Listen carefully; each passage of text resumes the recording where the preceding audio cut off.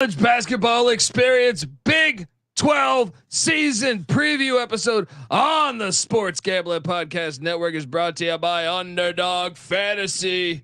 Underdog has just added Pick 'em Scorchers, where you can win 100 times the amount of money you enter. That's right. Turn $5 into 500 in one game. Scorch on plus every Sunday. They're giving away 100 grand. Use that promo code SGPN and Underdog Fantasy for a 100% deposit bonus up to $500. We're also brought to you by Game Time. Last minute tickets, lowest price guaranteed. Download the Game Time app, create that account, use that promo code CFBX for $20 off your first purchase. We're also brought to you by Hall of Fame Bets, the sports betting research platform for parlays, player props, and game lines.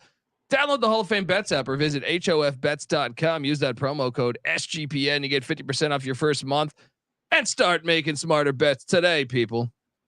And finally, we're brought to you by, well, us in a way. We're giving away $3 grand in our NFL Second Chance Survivor contest presented by Corey Pinkston and Barking Dog Properties. Free to enter. Just go to sportsgamblingpodcast.com/survivor. Once again, free to enter. sportsgamblingpodcast.com/survivor. Hey, this is Derek Stevens. I'm the owner of Circa Las Vegas. You're listening to SGPN. Let it ride.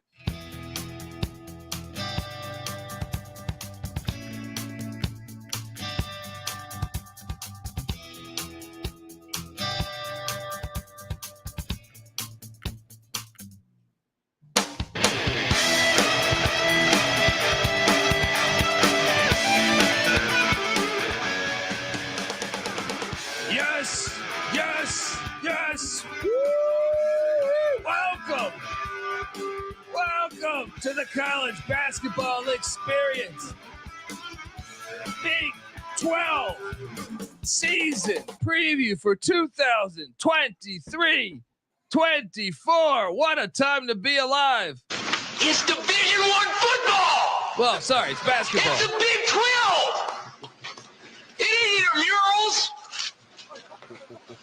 You got 2 weeks after finals. You got a week of July 4th, and you got a week before camp starts. That's a month. That's probably more vacation than you guys get.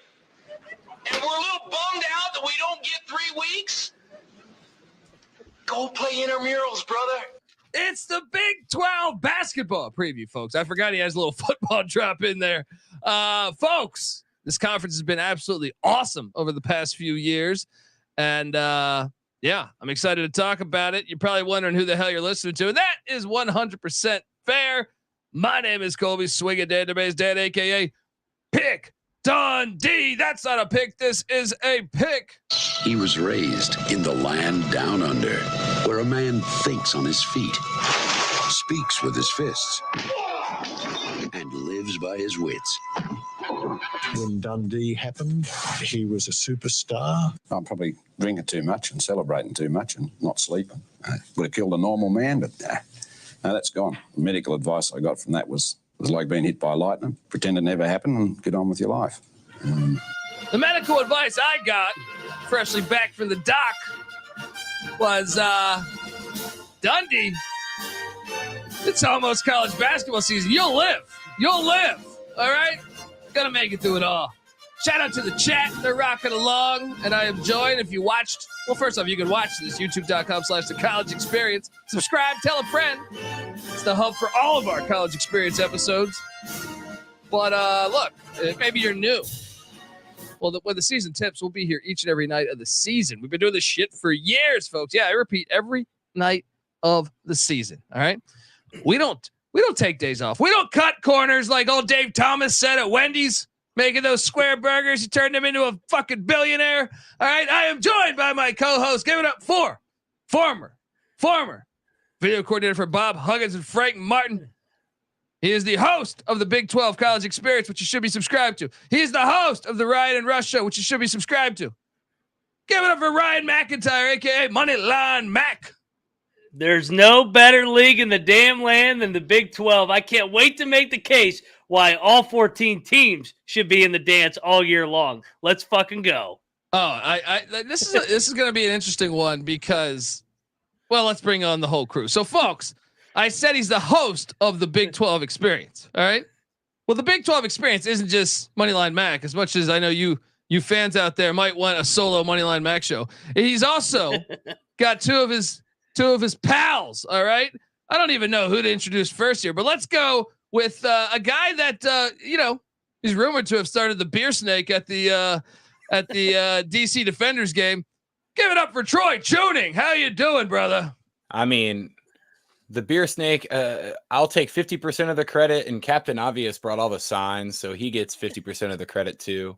But talk about nationwide within weeks, COVID killed that thing. I know it was awesome this first year in the XFL, but could you imagine if COVID didn't happen and we got 2 years running into that? Oh man, I was thinking about doing a circle around the whole stadium. Oh, now you're talking. Who knew you were into reptiles? But I dig it, man. And we're gonna have to do that at some basketball games this year, I think. We're also joined by one of the hosts of the Ryan and Rush show. I'm talking about Rush Bishop. How you doing, Rush? Doing great. Excited that Big 12, BYU joins the Big 12 this year. I get to bring out the old, when they're not playing West Virginia, Jimmer Fredette jersey. As a white high school kid that couldn't play basketball, he was the modern day version of the Great White Hope for me. So it's going to be a great season for Big 12. Yeah, and look, born in Provo, which now we have BYU in the Big 12. Went to Dub V and grew up in the DC area. I mean, when's Georgetown coming to the Big 12? Complete the trifecta, right?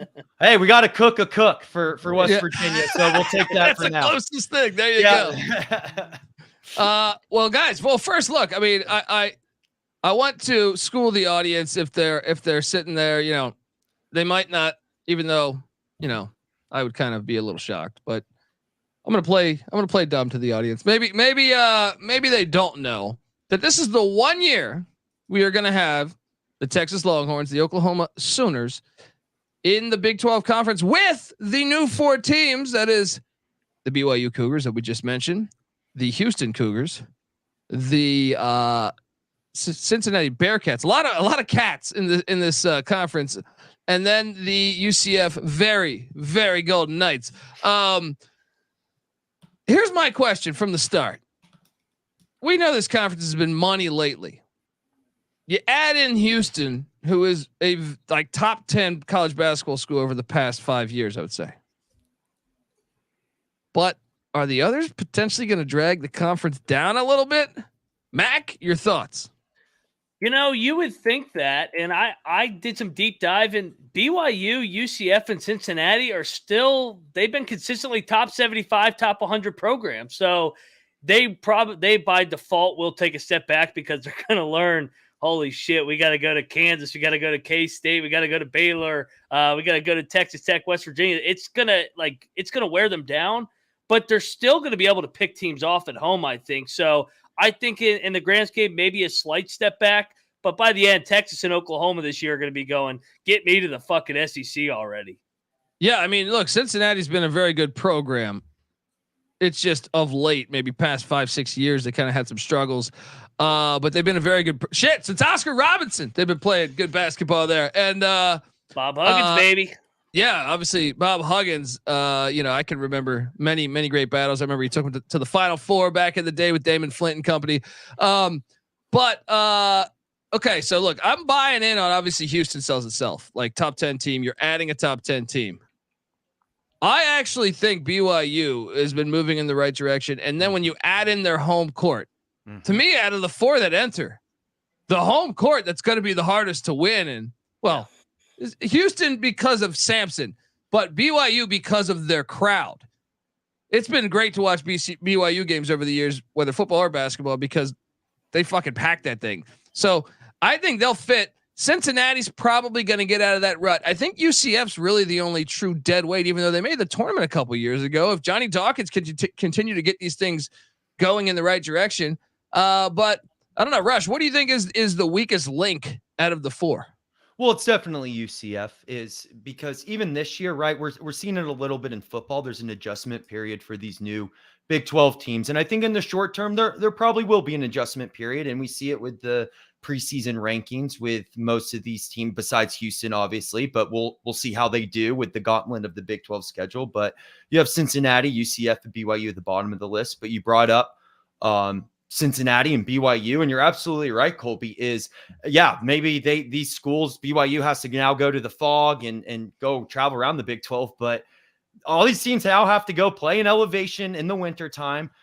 Terrible weather, which sometimes can affect the traffic going in and out of games, and teams may not get a chance to warm up as much as they want to. And the Marriott Center is the second largest on-campus basketball, right behind Syracuse too. So you may not see it in the short term, but long term is you'll see Cincinnati, BYU, and obviously Houston fit into this Big 12 well. What we're calling the kind of purgatory Big 12 this year, because obviously it changes again next year. We'll see. That's up for discussion, but the weak link of it all is going to be UCF. But now that they got Power 5 behind them, we saw them turn around their whole football program. Now they're one of the leading programs in Florida. Maybe they can do it with their basketball program too.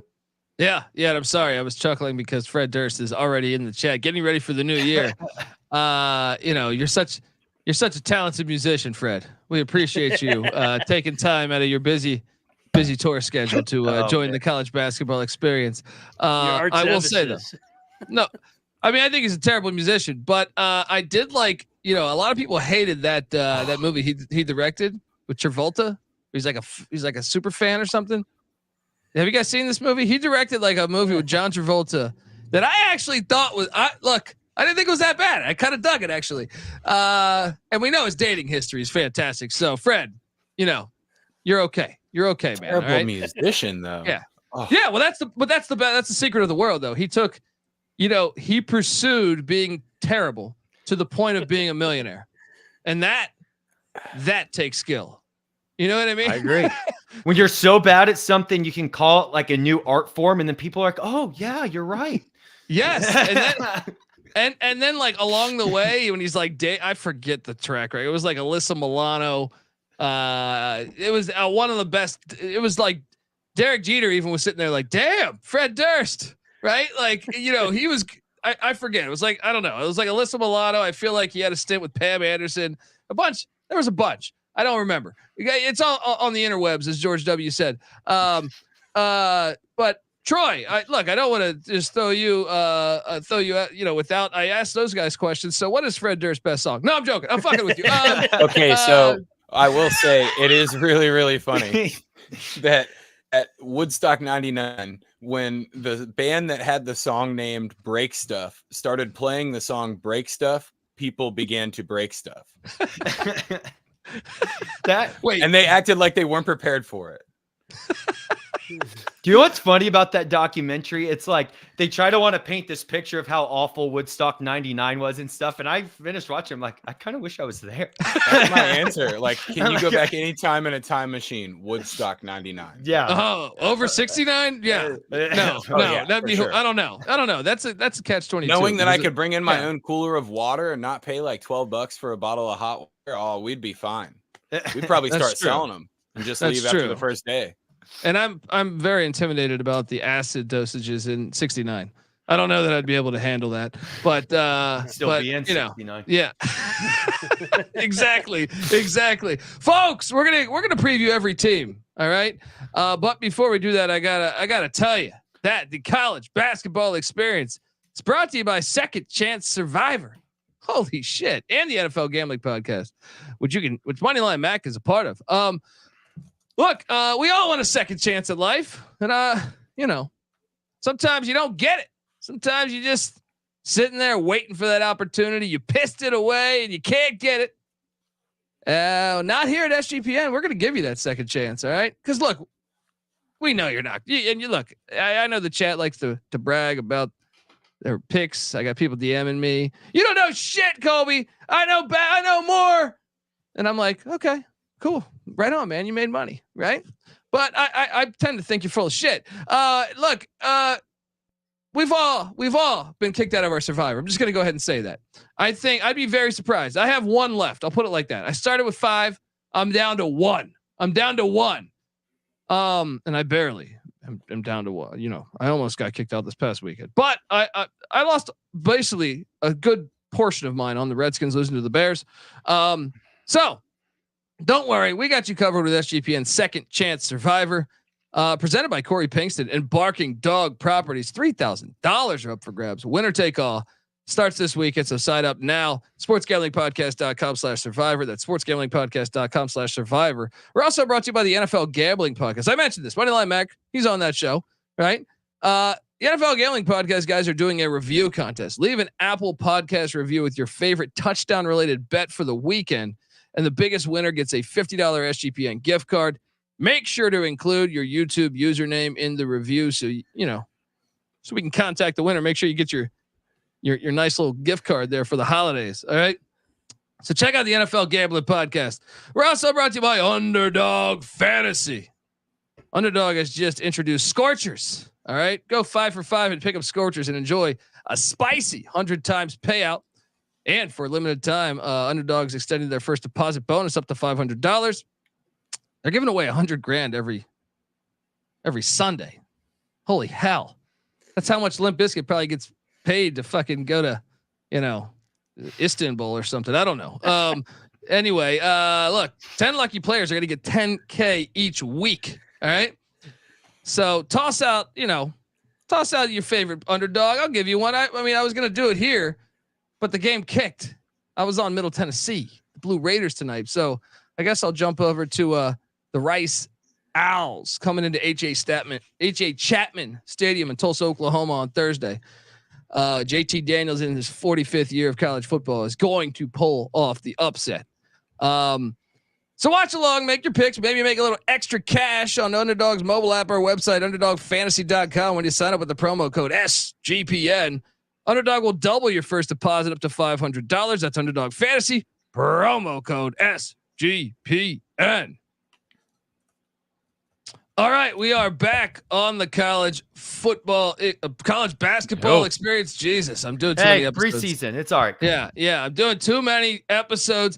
I'll be honest. I was looking at Fred Durst's dating history again. That threw me. That's the one that threw me off. All right, ready? I'm gonna just quickly go through if I have it. Okay, so I am seeing a bunch of attractive women that I don't even know the names of, and then apparently he was with Jessica Simpson at one point, Paris Hilton at one point, Halle Berry at one point, Pam Anderson, I was right there. Alyssa Milano, I was right there. Brittany Murphy apparently, Britney Spears too, Tara Reid at one point, Carmen Electra. I mean, he, for being a no talent musician, has really, you gotta like him because he took. Did it all for the nookie, baby. That's impressive. I'll just say that's impressive. And that's a classic. We don't even need to go deep on this. We don't even need college professors breaking this down, or that women will just jump on you because you're popular. You know what I mean? That's essentially what that means, right? Mac, your analysis of that. Yeah, about right. I mean, sorry, I was reading about all these good players Kansas has coming in. I was like, God damn it, they're going to be good again. Okay, you don't feel comfortable talking Limp Bizkit. Okay, I understand. No, I'm locked in. I'm laser focused over here. I understand. I like to veer left sometimes, but I thought that track record was. Look, and I'm not trying to shit on women. I'm just saying that it's one of these things in life. You know what I mean? That happens the other way. Look at the fucking owner of the Rams. He found out that woman owned a bunch of Walmart shit. And he's like, I'm on board. Right? Now he's a fucking owner of what? He met her at a ski lodge. What a fucking ski trip, right? That still counts as being an idiot enough until you get rich doing it. Yeah. I mean, that's what I'm saying. He's a genius. All of them are geniuses. I'm the idiot over here. No, I'm joking. All right, look, let's jump into this mix. Let's talk about the Baylor Bears. Scott Drew entering his 20. Damn, I feel old.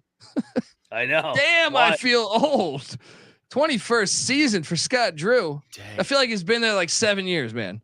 They were 23-11 last season, 11-7 in conference. They lost in the second round of the NCAA tournament, and I think I had them going around further. They lose Adam Flagler. They lose Keontae George, LJ Cryer, Flo Thamba, all gone. But they brought in a bunch of RayJ Dennis is a fucking stud. If you guys haven't caught Maction basketball, I'm talking, that was a huge get. And also getting Jayden Nunn from VCU. They also have Jalen Bridges, Max boy, and and how do I pronounce this guy's name again? Jonathan Chuacho. JTT. Yeah, that's what I'm saying, dude. You know what's crazy is Chamba, if I have cha. if I have like 5 whiskeys, I feel like I can nail these names. But if sober, it's just not hitting the same. They also get Langston Love. Remember, he's a guy that flashed as a freshman. Well, he was injured, right, and then flashed, but he's coming back. Troy, I know you're a Baylor fan. What do you make of Scott Drew this year? Obviously, you won the national championship a few years back, but do you think they will be better than a season ago? See, I thought last year's team was actually really good, and just the Big 12 itself was also really fucking good. They got banged up at the wrong time. They got hot, way too early. At 15-0, you're thinking, man, this team, they must just shoot threes all the way to the national championship, and not much is going to change. I don't think. I really think this is your cha-cha-cha team of the Big 12, where they really are going to live and die by that jump shot. And, Jacoby Walters, they're hoping on him to be Keontae I was about George. to say that's one that I feel like everyone has been talking about in the college basketball world. The question is can he step in right away? Right. And, be a key player. Now I feel like in basketball, it's a lot, you see it more common where a freshman can come in and be a gigantic impact. Mac, what do you make of this Baylor team? Yeah, so they took a step back a little bit from where they were. I mean, grand scheme of things, they were a 1 seed for 3 straight years. So they were bound to take a slight step back into that 3-4 line. But the main thing is they were outside of the top 100 in defense. They were not a good defensive team, and you could tell it drove Scott Drew insane. I think getting JTT back healthy really solidifies that defense on the back end. And I think that was the main reason they took a step back. Top 4 team in the Big 12. You can't bet against Scott Drew. And his track record of bringing in these transfer guards with RJ Dennis and Jayden Nunn, we just saw it with Cryer and Flagler. You go back, Mitchell was a transfer. Butler was a transfer. I mean, he's been there, done that. Baylor's going to be really fucking good once again. And Dennis and Nunn were both beast on the defensive side of the ball. Yeah. I don't know. Rush, you were telling me you think BYU is already better than Baylor. Your thoughts on the Bears? Well, they burnt me in football because I was trying to make a surprise pick and choose Baylor to win the Big 12, and then they lose to Kansas State right off the bat. So it's like, oh, yeah, that dark horse needs to go to the glue factory, as Troy and I were joking about. But yeah, how Baylor kind of transitions with these new guys in there, especially something interesting that I just got reminded of is the fact that LJ Cryer is going over to Houston. So I'll be curious about that matchup. But something interesting kind of from the West Virginia side of things with Jalen Bridges. I know how much Ryan loves him, and we love him here in West Virginia.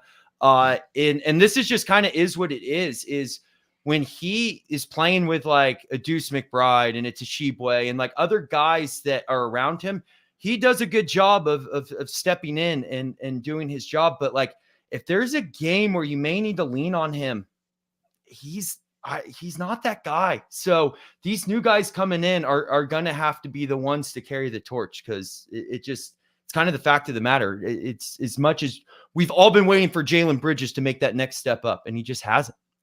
Yeah. Yeah. I mean, I don't know. I'm super intrigued by this team because they did take a little step back last year, but I feel like I love those transfer additions. And if the freshman's as good as what they're saying, watch out, world. Let's jump over and talk about the BYU Cougars, the ultimate super soakers of this conference. And look, I mean, Mark Pope, I have been a fan. I liked what Pope did at what was it, Utah Valley, I believe. And then he jumps in. People don't remember Mark Pope, former Patino guy, right? I believe that played at Kentucky, if memory serves me correct. Yeah, I'm pretty sure. And won the national championship. So but I thought he's been building BYU up for this. Like, I feel like BYU has been, I guess last year I kind of thought they were going to be a tiny bit better, but I still think they've been getting better each year that he's been there. Now they do obviously take a gigantic step up. In a way, the WCC was actually, I mean, obviously the Big 12 is better than the WCC, but the WCC I think was better than what the national perception was a year ago. Yeah.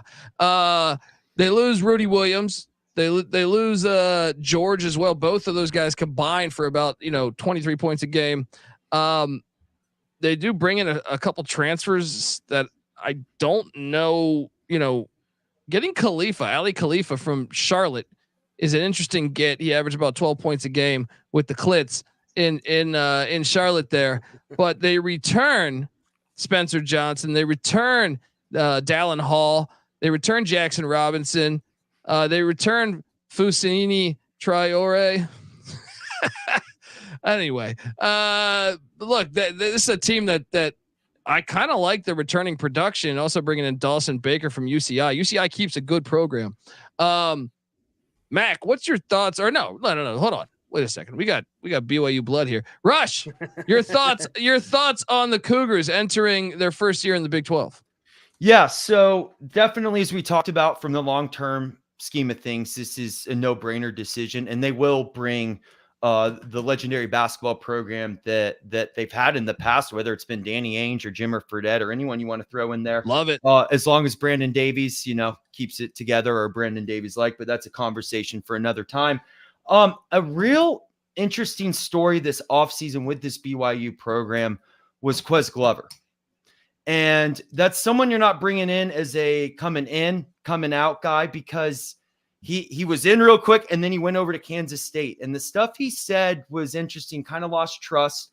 BYU's in a unique position in the transfer portal NIL era, because there is money there in BYU, as we discussed when we did our football preview, Colby.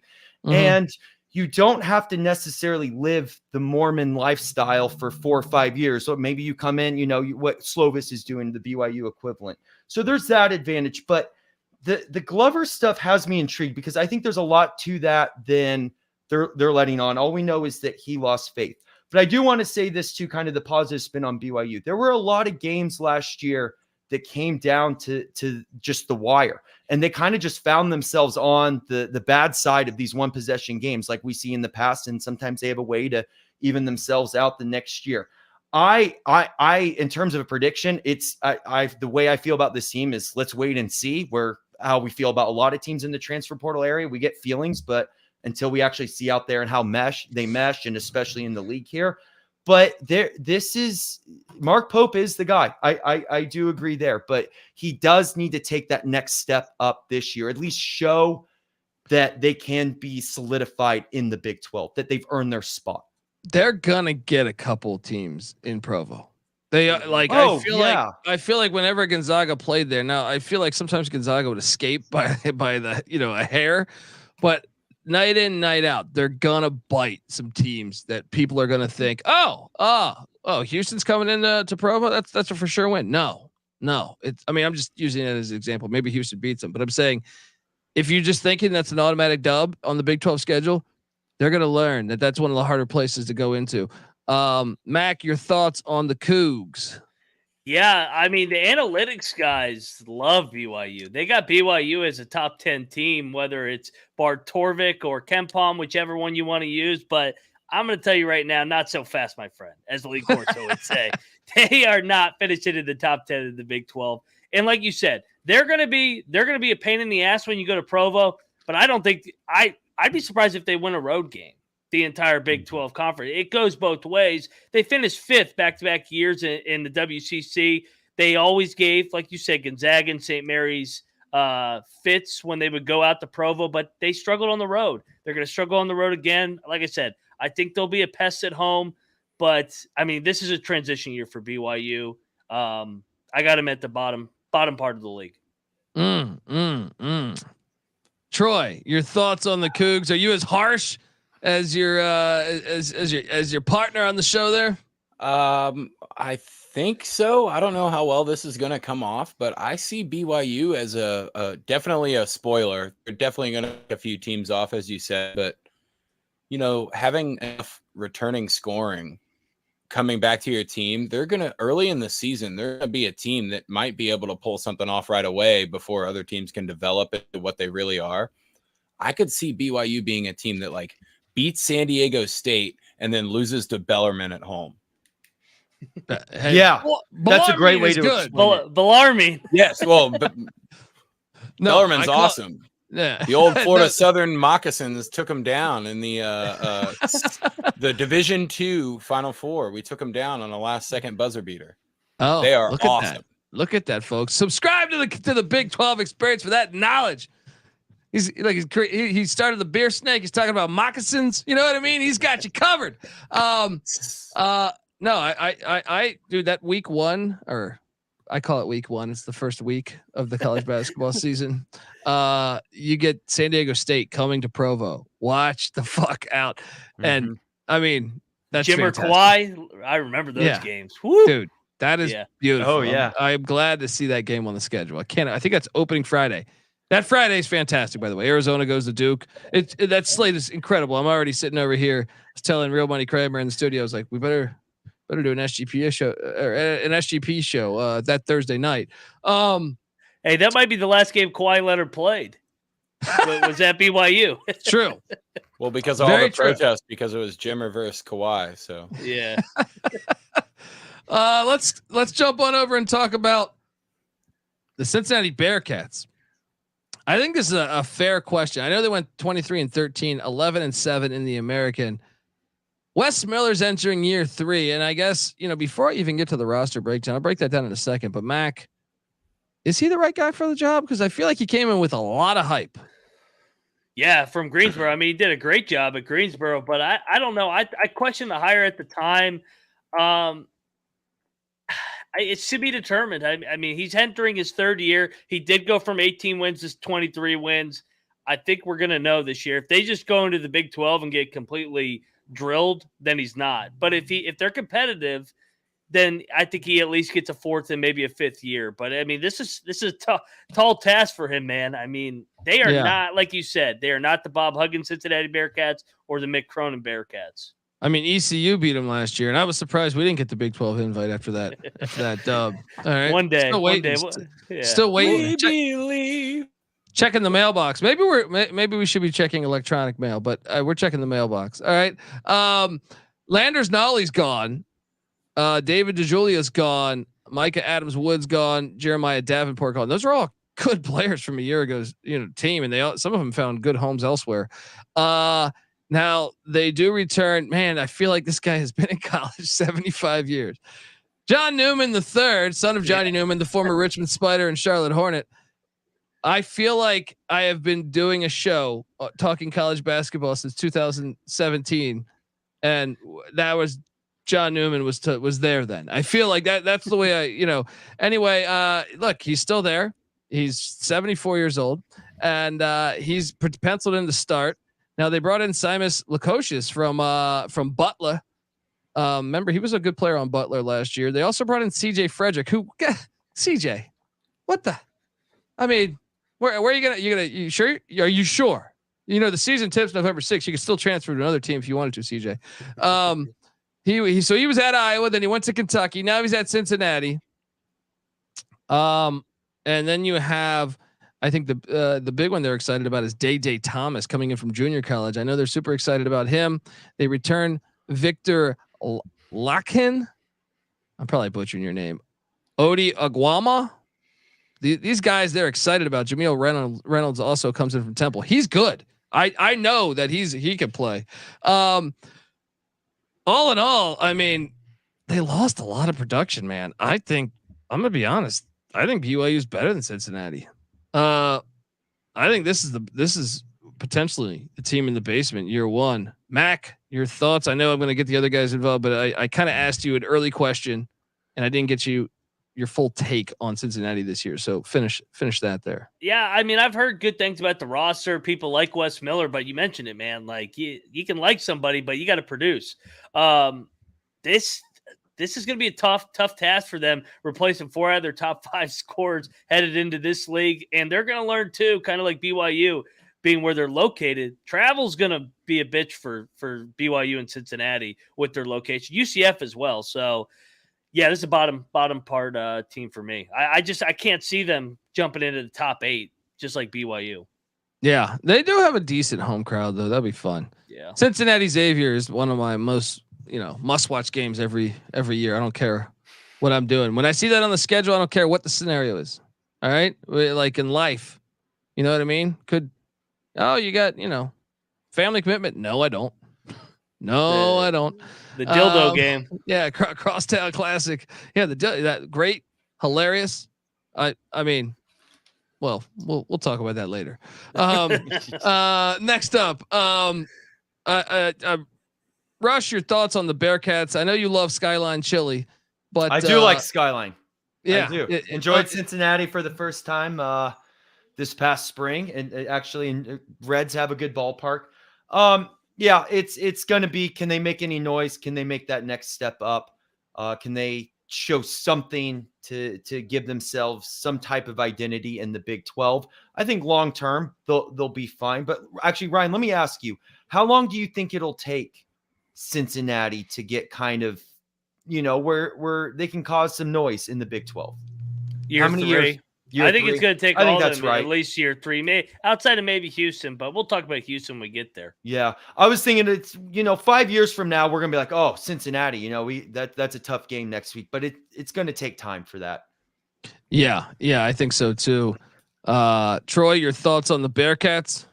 I see him as a basement dweller.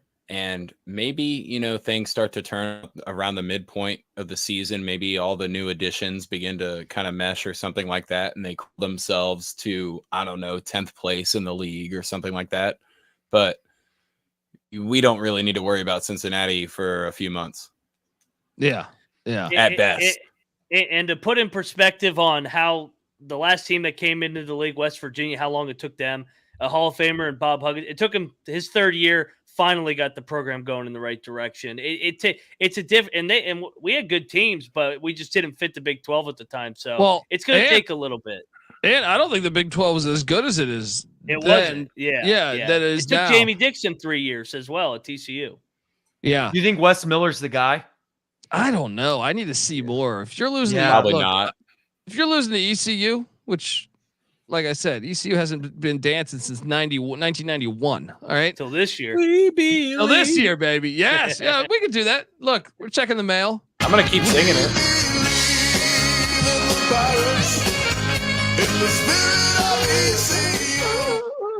I need a fucking saxophone in my life. You know what I mean? I just feel like that's an instrument that's just automatic. You bring that home to the wife. Doesn't matter what's going on. Be careful what you wish for. People wanted Bill Clinton's saxophone, and they got another stick as well. My favorite part of that song is if you go to the YouTube video, the second highest liked comment is Colby from Sports Gambling Podcast Network brought me here. That's hilarious. I didn't even know that myself. And so you think that the saxophone made the trip to Epstein Island? Oh no. Well, that's another episode. Was it an alto or a tenor? Let's talk about the Houston Cougars with Kelvin Sampson. Man, 10th year already. It feels like 5. That's hilarious. 33-4 a year ago, 17-1 in the American. For Kelvin Sampson, who's, he's actually no stranger to the Big 12 because he was at OU for a decent amount of time. So if there's anyone that should know, it should be, Old Faithful here. Kelvin Sampson, legendary coach.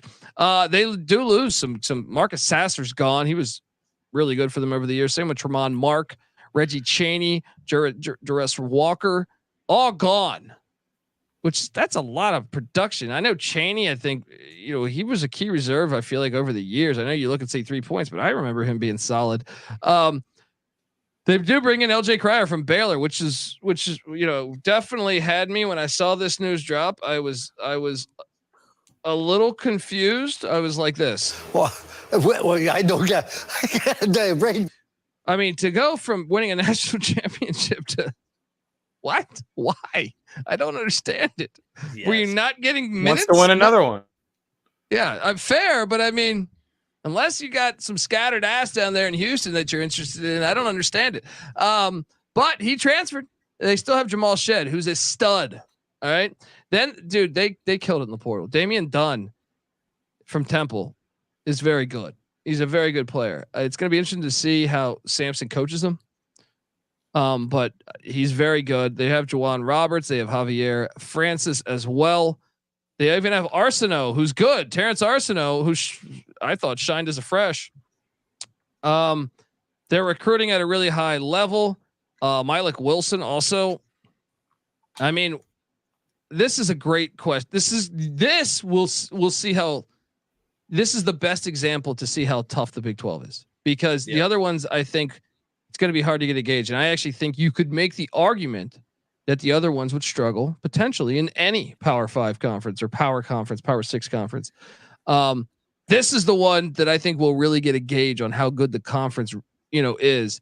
I still think they're going to be playing at, I trust Kelvin Sampson that they're going to be somewhere in the mix to top 5 teams in the mix of the Big 12. Mac, your thoughts on the Houston Cougars?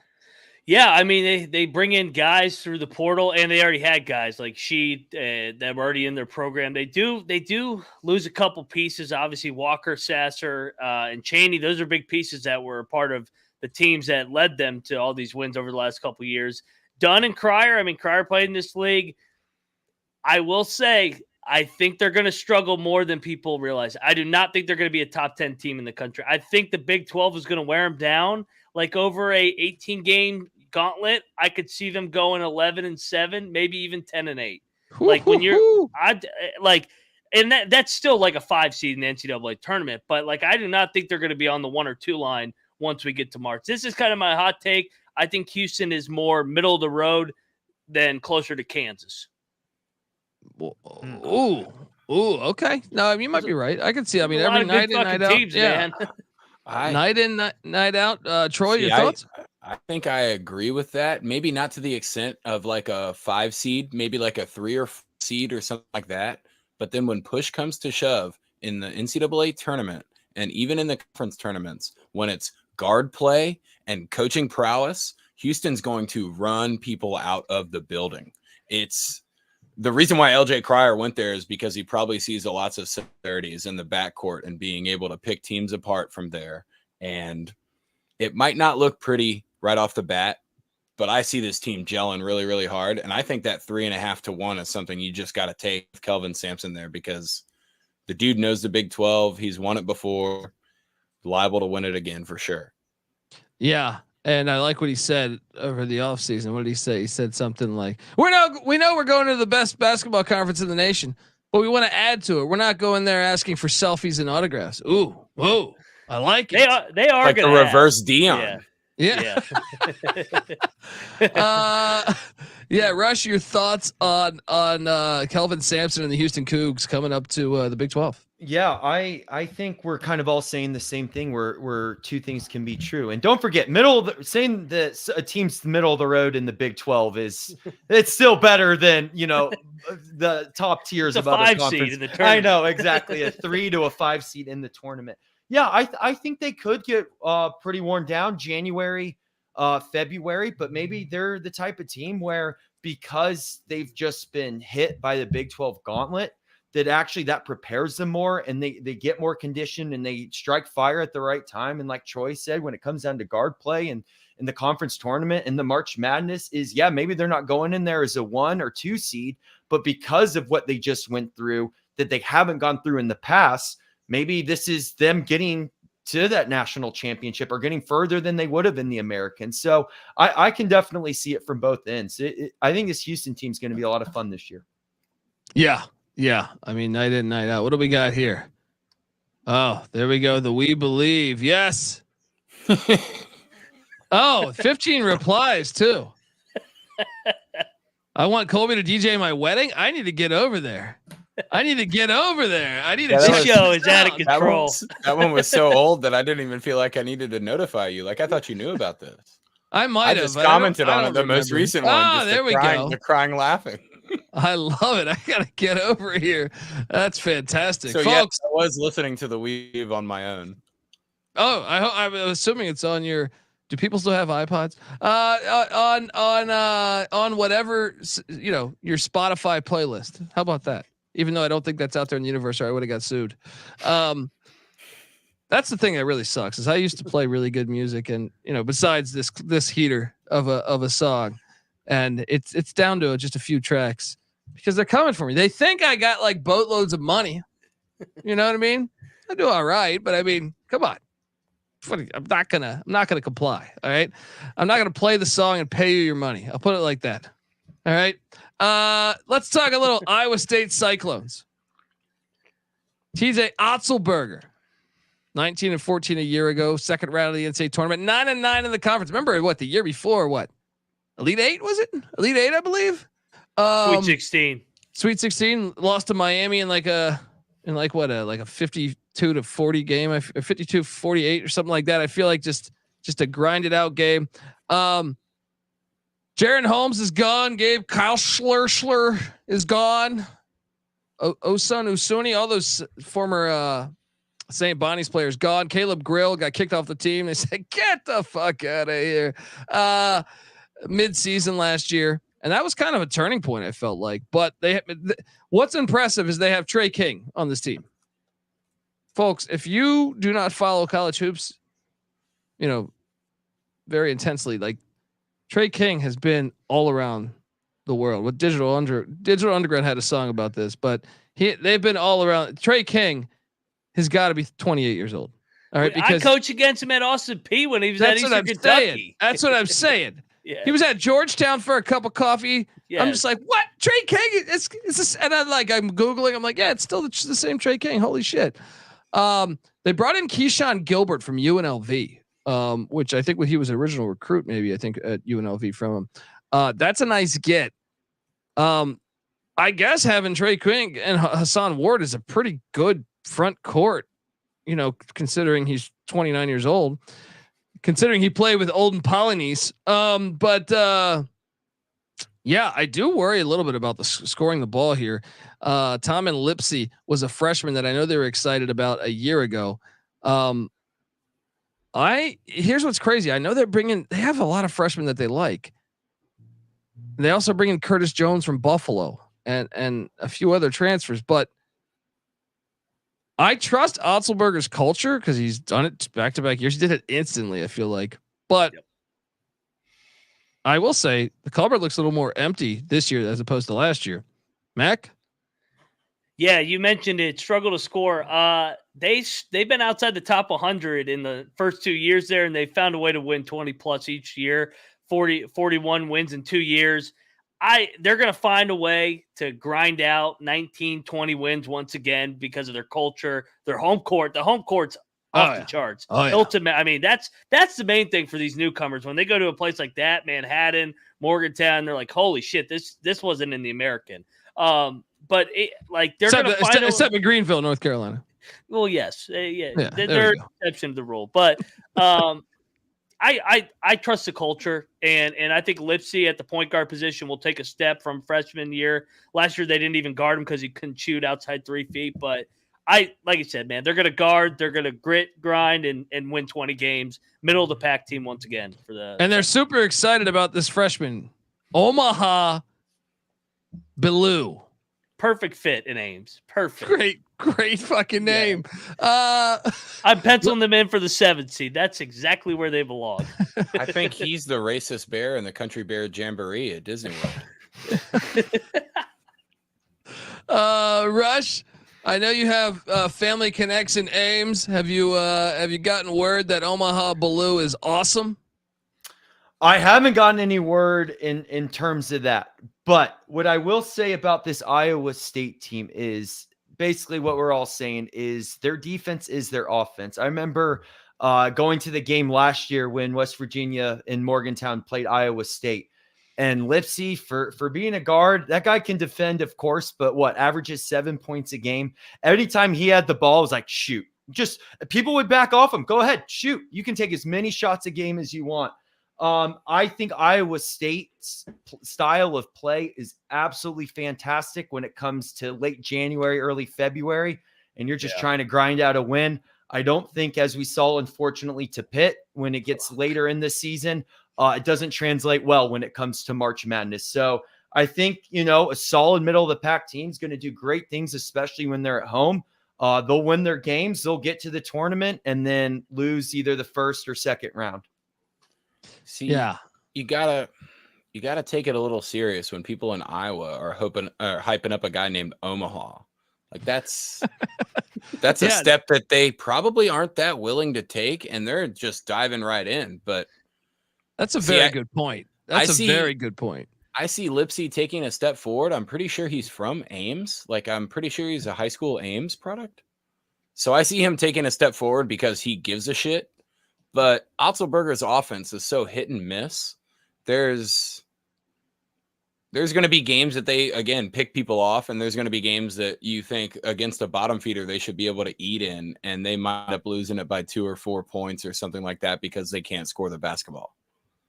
And Rob Donaldson in the chat saying Ballou is the highest rated recruit to ever play at an Iowa university. Wow. That's bold. They might have 3 stars. Yeah. So 3 stars. Yeah. Right. So what is that? Look, Rob's from the great state of Iowa, but I'm saying, who you calling out here? Kevin Gamble from the '87 Celtics. You know what I mean? Like in his 5th year, George Niang just hit 4 stars. Hey, Colby.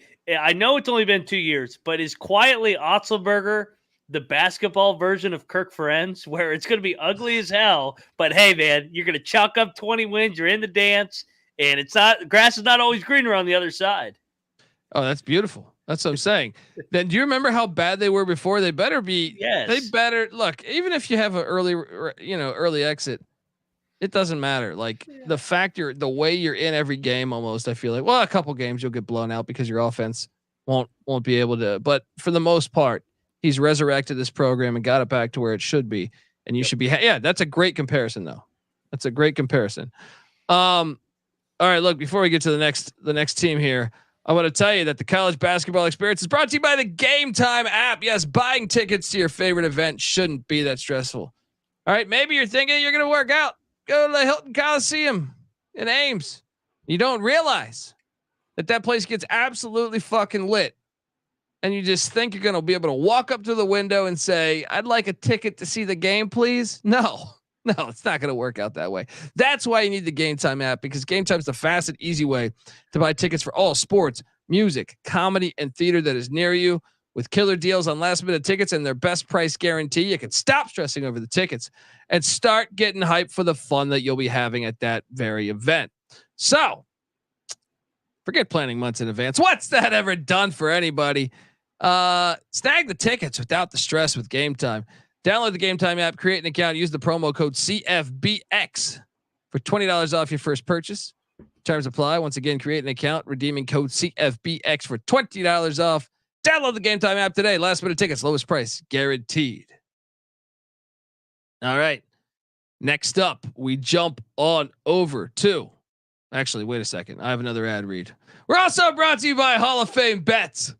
Look, win bigger by betting smarter this NFL season with Hall of Fame Bets, the sports betting analytics platform for parlays, player props, and game lines. Research every NFL, NBA, MLB, and soccer bet with historical stats and data. Stop betting in the dark and join over 30,000 users researching with Hall of Fame Bets to craft more intelligent, data-driven parlays. Download the Hall of Fame Bets app or visit hofbets.com and use the promo code SGPN to get 50% off your first month today. Start researching. Start winning with Hall of Fame Bets. All right, now we jump back into the action here in the Big 12 as we jump over and talk about. Shout out to Josh in the chat. We appreciate you checking in, Josh. Kansas, the Jayhawks. Isn't that great? That self-imposed 4-game suspension. They didn't even need to do that. He would have got off scot-free. He got off scot-free. Unfucking believable. The FBI. We have your playbook. The NCAAs, what a fucking joke. You powerless jackasses. The NCAA, not the FBI, but yeah, we can throw it in there. There's been a couple incidents with the FBI that don't come for me though. Don't come for me. All right. I mean, guys, come on. This is ridiculous. Oklahoma State was not allowed to go to the NCAA tournament off of a minor infraction, and meanwhile, Kansas has like 1,000 infractions. Now I get it, Kansas fans. I don't want you to be bitter because I know every other power school was doing it. But the fact that they came down on Oklahoma State for nothing, they missed the tournament, and Kansas gets off scot-free. Absolutely fucking ridiculous. Everyone involved with the NCAA is a fucking joke. All right. They're the circus. They're the fucking circus when they come to town because, oh my God, I cannot believe when I read that.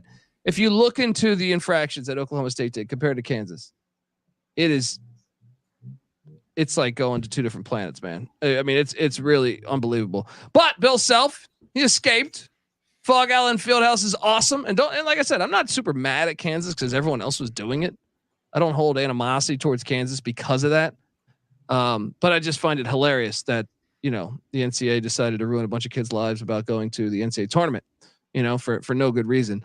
It's like Jerry Tarkanian said, the great Jerry Tarkanian, the Tark Shark said, yeah, look, Kentucky got caught cheating. That means Cleveland State's going to be on probation for 10 years. All right. Great quote. Jalen Wilson's gone. Grady Dick, just one and done. Joseph Yusufu, the old Drake Bulldog, gone. Ernest, how do I pronounce his name? Uday, gone. But oh my God, I mean the fact that they have Dajuan Harris, who's so underrated in my opinion.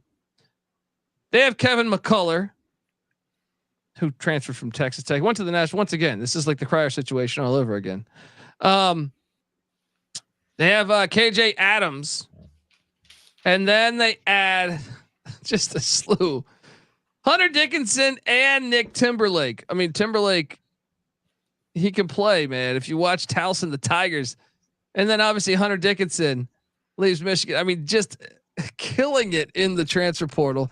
They also have a slew of, as you can imagine, stud freshmen. Elmarco Jackson coming in from Connecticut of all places. Unbelievable. Johnny Furphy from Australia. We got a Dundee.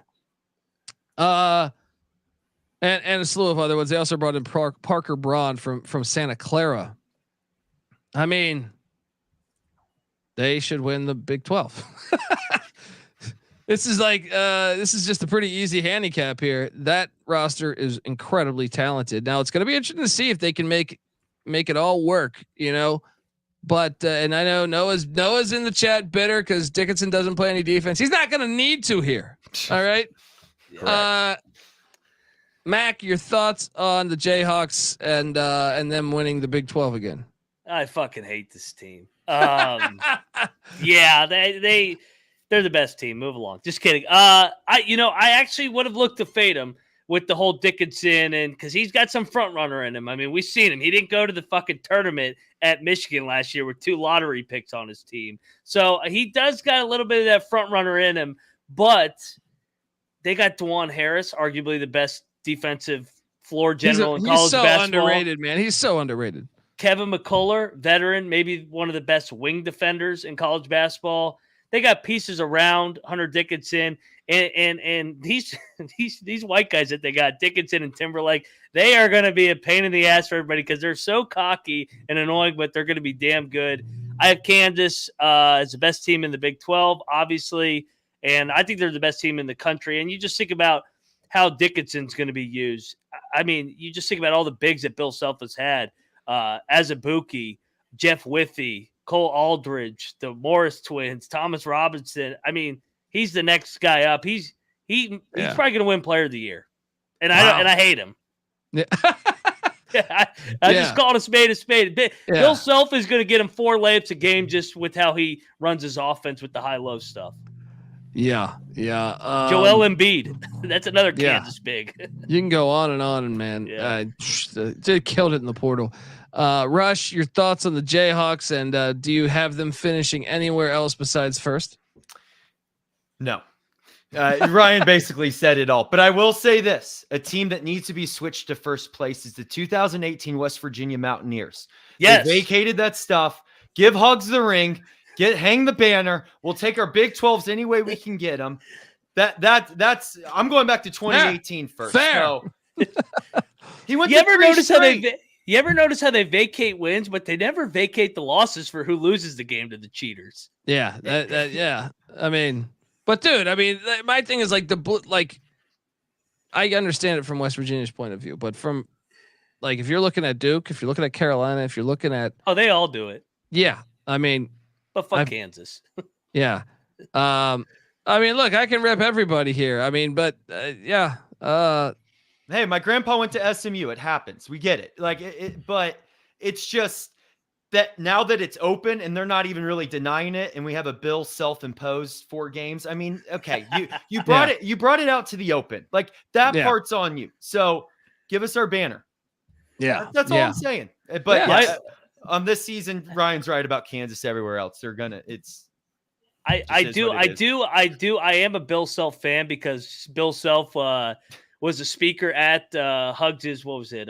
Fish fry. Fish fry. Yeah, the fish. Yeah. I don't know why I blanked out. And we were in the VIP back room. And this is one of the greatest stories of all time because my fiance Shelby was back there.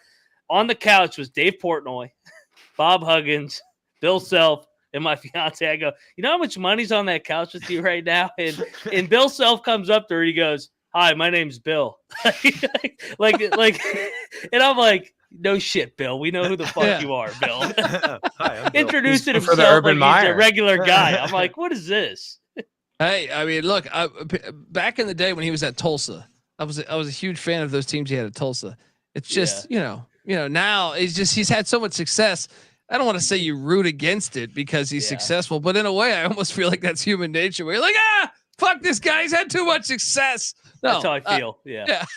But Bill Self tried to impose himself in between you and your girl, Ryan. On that couch. I was like, "Yeah, get out of here, Bill. You didn't let him do that one." My squirrel. You can have your 15 Big 12 championships and shove it up your ass at the Fog. Troy. I mean, you said before that you thought Kansas was a bottom dweller in the Big 12. What were your reasons for that? Well, it's hard for a team that's going to get every single call in every game to be a bottom dweller in the Big 12. I didn't even get to that part. And the only reason I'm bringing it up is because Rush already stole my Bill Self-imposed, but my usual go-to is Bill Selfish, and that's what he did in the transfer portal. Is he just took everybody good, and Dajuan Harris is like a half-foot taller version of Marquise Noel. I mean, he can't shoot the ball quite as well. But when it comes to that motor and how that team runs, that kid is awesome. This Kansas team's probably winning the Big 12 at plus 200, though. Not really worth. No, yeah, fair. I mean, with it being so loaded.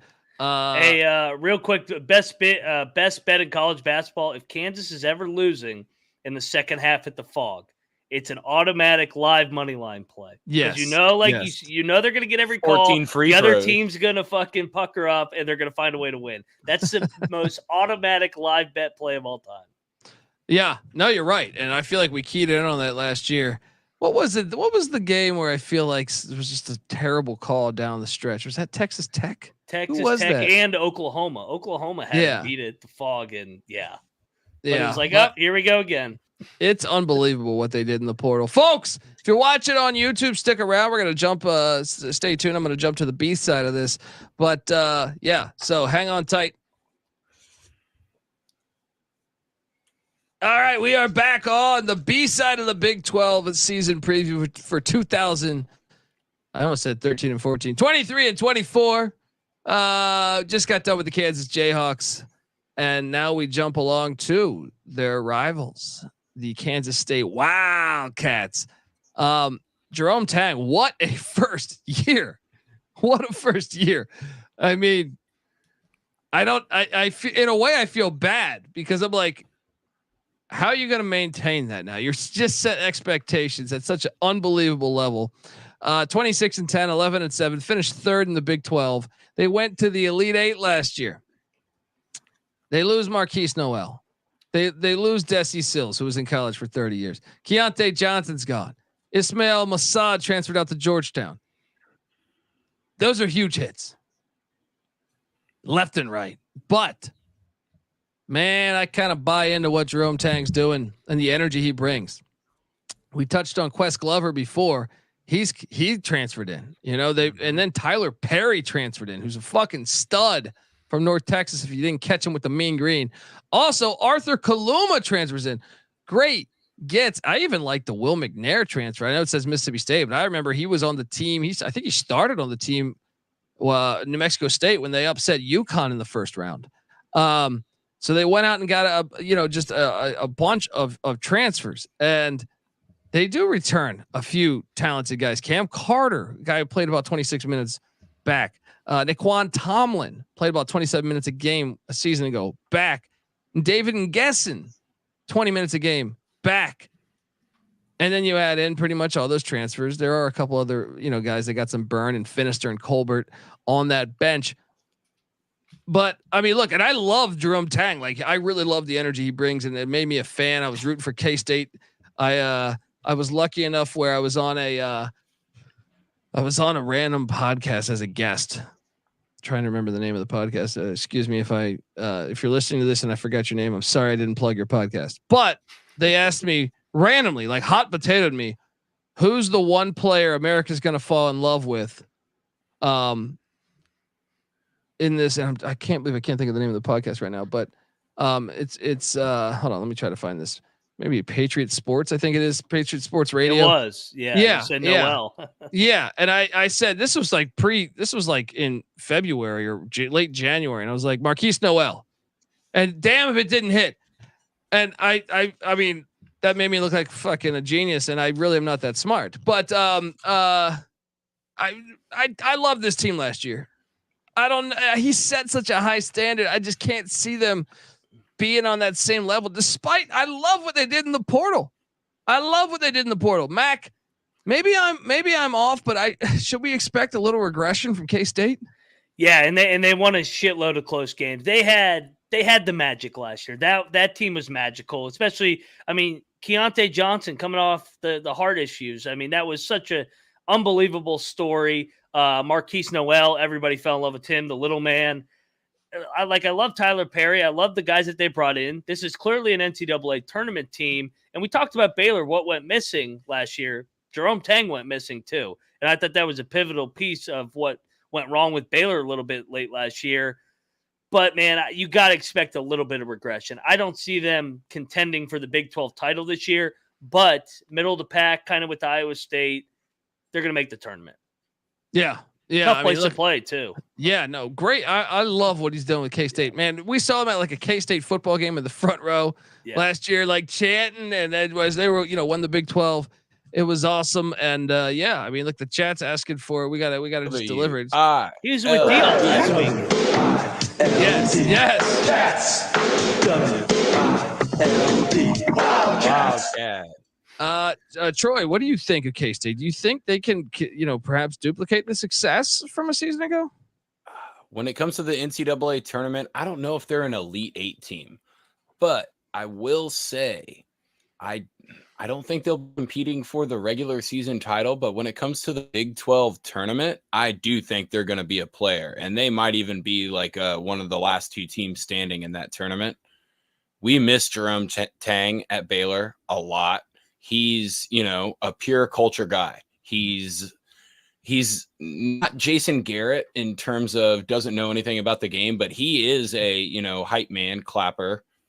I would say a lot like Larinate can really get people to buy into something, whether it's looking good or bad.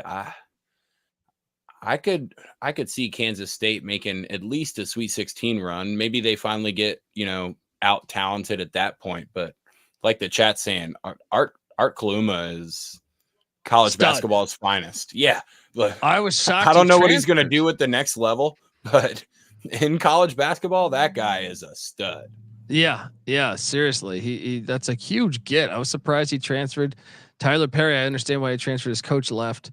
And I cannot wait to watch. I think they did a great job in the portal. Maybe they can. It's going to be a fascinating story to watch. And Darren B in the chat says, think about the difference in tempo for Tyler Perry's that's a great fucking point. North Texas was slow. Yeah. Texas Tech now. Yeah. No. Well, no. What do you mean? McCaslin. But I'm saying, now going to K-State. You know what I mean? So it's gonna that's a jump there too. I understand the McCaslin thing. All right, let's jump on over and talk about the next school up, the Oklahoma Sooners. Boomer Sooner, they say, man. And Porter Moser, he had a sweet gig in Loyola Chicago. You wonder if he has any regrets about, maybe making that jump. I mean, he looks at his bank account, probably not. But, when he thinks about what he could be building, as remember, Loyola was just on the verge of jumping to the A10. They were 15-17 a year ago, 5-13. And although they did beat Alabama, right? Didn't they beat Alabama? I think they beat Alabama. Beat Alabama by like 30. Out of the building. Yeah. The Big 12 ran that challenge last year. It was great. Yeah. But they lose Grant Sherfield, and I actually thought the Sherfield edition with the Groves brothers, Jalen Hill, I thought it was all going to work out, at least for them to just be a little bit better than what I saw on the court. All those guys are gone now. You look at the roster and you're saying, okay, well, what do we got coming back that we really like? Milos Uzan is back. He was a freshman a year ago, and I thought playing 29 minutes as a freshman, there's some valuable minutes he got there. Otega Owa is also back. That was a freshman, but at the same time, this cupboard's kind of empty, I think, in a way, because he had to go out in the portal, bring in a bunch of guys. He went out and got Rivaldo Soares from Oregon. John Hughley, once again, from the Pitt Panthers. Javian McCullum from Siena. That's a nice get there. Jalen Moore from Georgia Tech. Josh Pastner's gone. Litre Darthard from Utah Valley. I mean, just a few transfers that I think could make them decent, but I got to be honest, man. I don't think this team is. I think this team's towards the back of the Big 12 yet again, and I think Moser might. This is what, year 3, so they'll give him one more year probably, but it ain't working, Mac. What do you think of Porter Moser and the Sooners this year? Yeah, he can't get to the SEC fast enough. 12-24 in his 2 years at Oklahoma in the Big 12. They kind of been the same team every year. They've been too slow and unathletic, and it just catches up. I mean, it feels like he's trying to play a Loyola Chicago style of basketball in the Big 12, and it's just you're going to get worn down over 18-game gauntlet. John Hughley, they need him to stay healthy. He's had injury concerns. I just think this is a bottom 4 team in the Big 12 once again. Probably going to finish overall around 500 because they'll take care of business in the non-con. But I don't see them challenging in the Big 12. Yeah. Who do you think's better? Cincinnati, between Cincinnati. I know we got to answer this later on, but I kind of think Cincinnati's better on paper than Oklahoma is. I do too, but Moser does pull out some games out of his ass at home. Yeah. His roster's not that good though. Again, I think it's worse. I think it's a worse roster than last year. The Groves brothers were great, but they came from Eastern Washington for a reason. I mean, they just came on the national scene because of the tournament game. Yeah. Troy, what do you make? Don't you have some alliance to the Sooners a little bit? Oh yeah. What was the old the little short basketball player for Oklahoma, probably back in 2001. Little short guard. When they went to the Final Four. Yeah. When they went to the Final Four, Kelvin it was Sampson. Kelvin Sampson. Who the fuck was that? I know who you're thinking of. Didn't he get drafted? Pretty sure he played in Germany or something like that for 3 or 4 years. Either way, I'm drawing a blank, but I know who you're talking about. They've always been, they've always had at least pretty good scoring guards that seem like they're better than their competition. Moser's not going to get that done. And like Mac was saying, the play style of what they're doing is just not, it's not going to match up well in the 12, but they will be able to grind out the non-con. And they might even, you know, if they don't end up in the tournament, they could be a team that like wins 3 or 4 games in the NIT just because of the competition that they're against in this conference. Yeah. Was it Hollis Price? Yes. Hollis Price. Yes. Hollis Price and what was the Michigan State kid? Drew Neitzel. I made my own Hollis Price Drew Neitzel jerseys on Hanes white tees. Hilarious. Yeah, I mean, because the NCAA screws up and doesn't let you buy actual player jerseys. Yeah, they do now. Anymore. But look, I mean, I want to root for Moser. I just feel like I look at this and I go, it's just a bad fit. It really is just a bad fit. Can't win without Sister Jean. Yeah. His wingman. Yeah, wing woman. Sister Jean's never going to Oklahoma because they roll their joints all wrong. Rush, what do you make of the Sooners, man? Yeah, I mean, Moser, he's a good coach. I think it's more the recruiting culture building has been more the concern, but Ryan's absolutely right. He can pull a game or two out of his ass on a moment's notice. I think the questions is going to be is whether you want to debate the Groves brothers were good or not, or to what level they were. They were kind of also the identity of this team. So what's the new identity coming in? Like, what's that gonna look like? I do think they'll let him grind it out this year and see how he does in the SEC. I don't think, especially with the focus of sports in Oklahoma, being on the football team, I think that buys time from a basketball perspective. But the clock will be ticking. So it's playing at Oklahoma is not going to be easy. Like you do need to come prepared, not sleepwalk into that. But it's if you're on your game, these guys are very beatable. Mac, do you think that? And I guess this goes for all you guys, but I remember Oklahoma. Maybe it was just the fact Sampson had him rolling as a lit environment, but I feel like over the past couple of years, it's kind of a little sleepy. Yep. It's not what it was. Now I know the Thunder came. The Oklahoma City Thunder from the Seattle Supersonics, and they've had great success. And maybe, that tide has turned, there. But I think tide turning. As I remember, I was raised in the desert, but tides kind of it's easy to see a tide turn. Did I say those words? But I'm curious though. You think it's all that, or do you think it's just been Oklahoma's subpar basketball play on the court? No, it's completely the Thunder, because we played them. I think we were number 5 in the country, and they were number 2 in the country. We had just beat Kansas earlier in the week. They had Buddy Hield. They had that crew in, and it had a good crowd, but it was more of an NBA wine and cheese crowd. And the next team we're going to talk about, it's impacted them as well. Oklahoma State with Stillwater and Norman being located with OKC right in between. The Thunder really took a lot of the fan base away from that. It's kind of sad because those places used to be lit, like you said, especially Oklahoma State.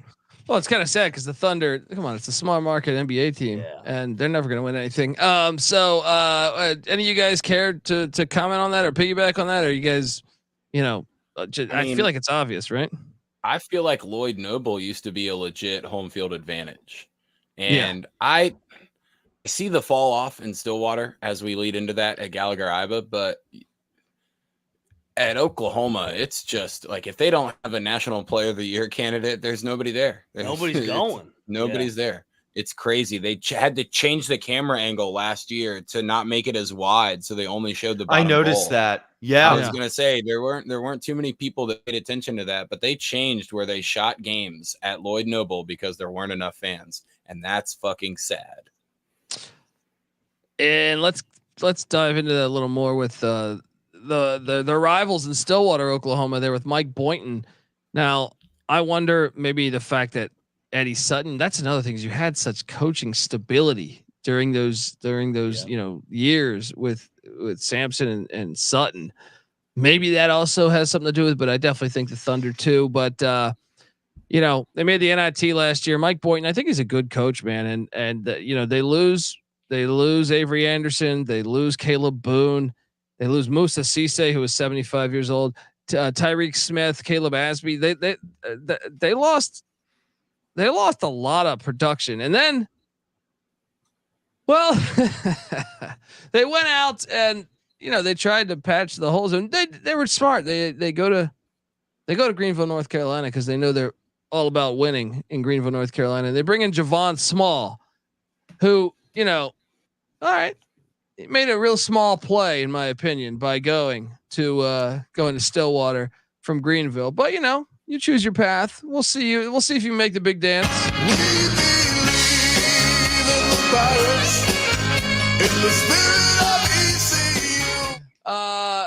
Yeah, but look, Bryce Thompson's back. He's good. Javon Small is a good player, and I think that can work out for him in Stillwater.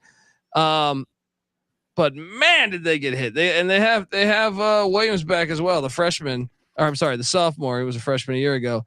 They also have John Michael Wright. So they got a few guys, but they hit the portal heavy, bringing in a lot of mid majors. Jarius Hicklin coming in from North Florida, Mike Marsh from the Jacksonville Dolphins, Isaiah Miranda from NC State. I don't know. I just don't know. I like him as a coach, but I think I was surprised.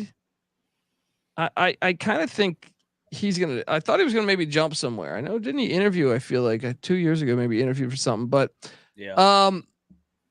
I'm reluctant to believe this will be one of the better rosters or better teams this year in the Big 12. Mac, your thoughts on the Cowboys? Yeah, first off, like I know Mike Boyden just because he's a Frank guy as well. He's a top-notch dude, and I think he would be better somewhere else. Like Oklahoma, it kind of feels like the same song and dance every single year, where they're going to take care of business in the non-con. They'll probably lose a bye game. They lose a bye game every year. I think last year was Missouri State, which we were on, but it feels like they're always in that first four out. They're always on the bubble outside the Cade Cunningham year where they had the number one pick. I just can't see them getting over the hump this year once again with the new crew coming in. So unfortunately, probably on the outside looking in, headed into the tournament again. Yeah. I want them to win. I really want them to win. Yeah, I like them too, man. They're the good Oklahoma team to root for. Rush, your thoughts on the Cowboys there?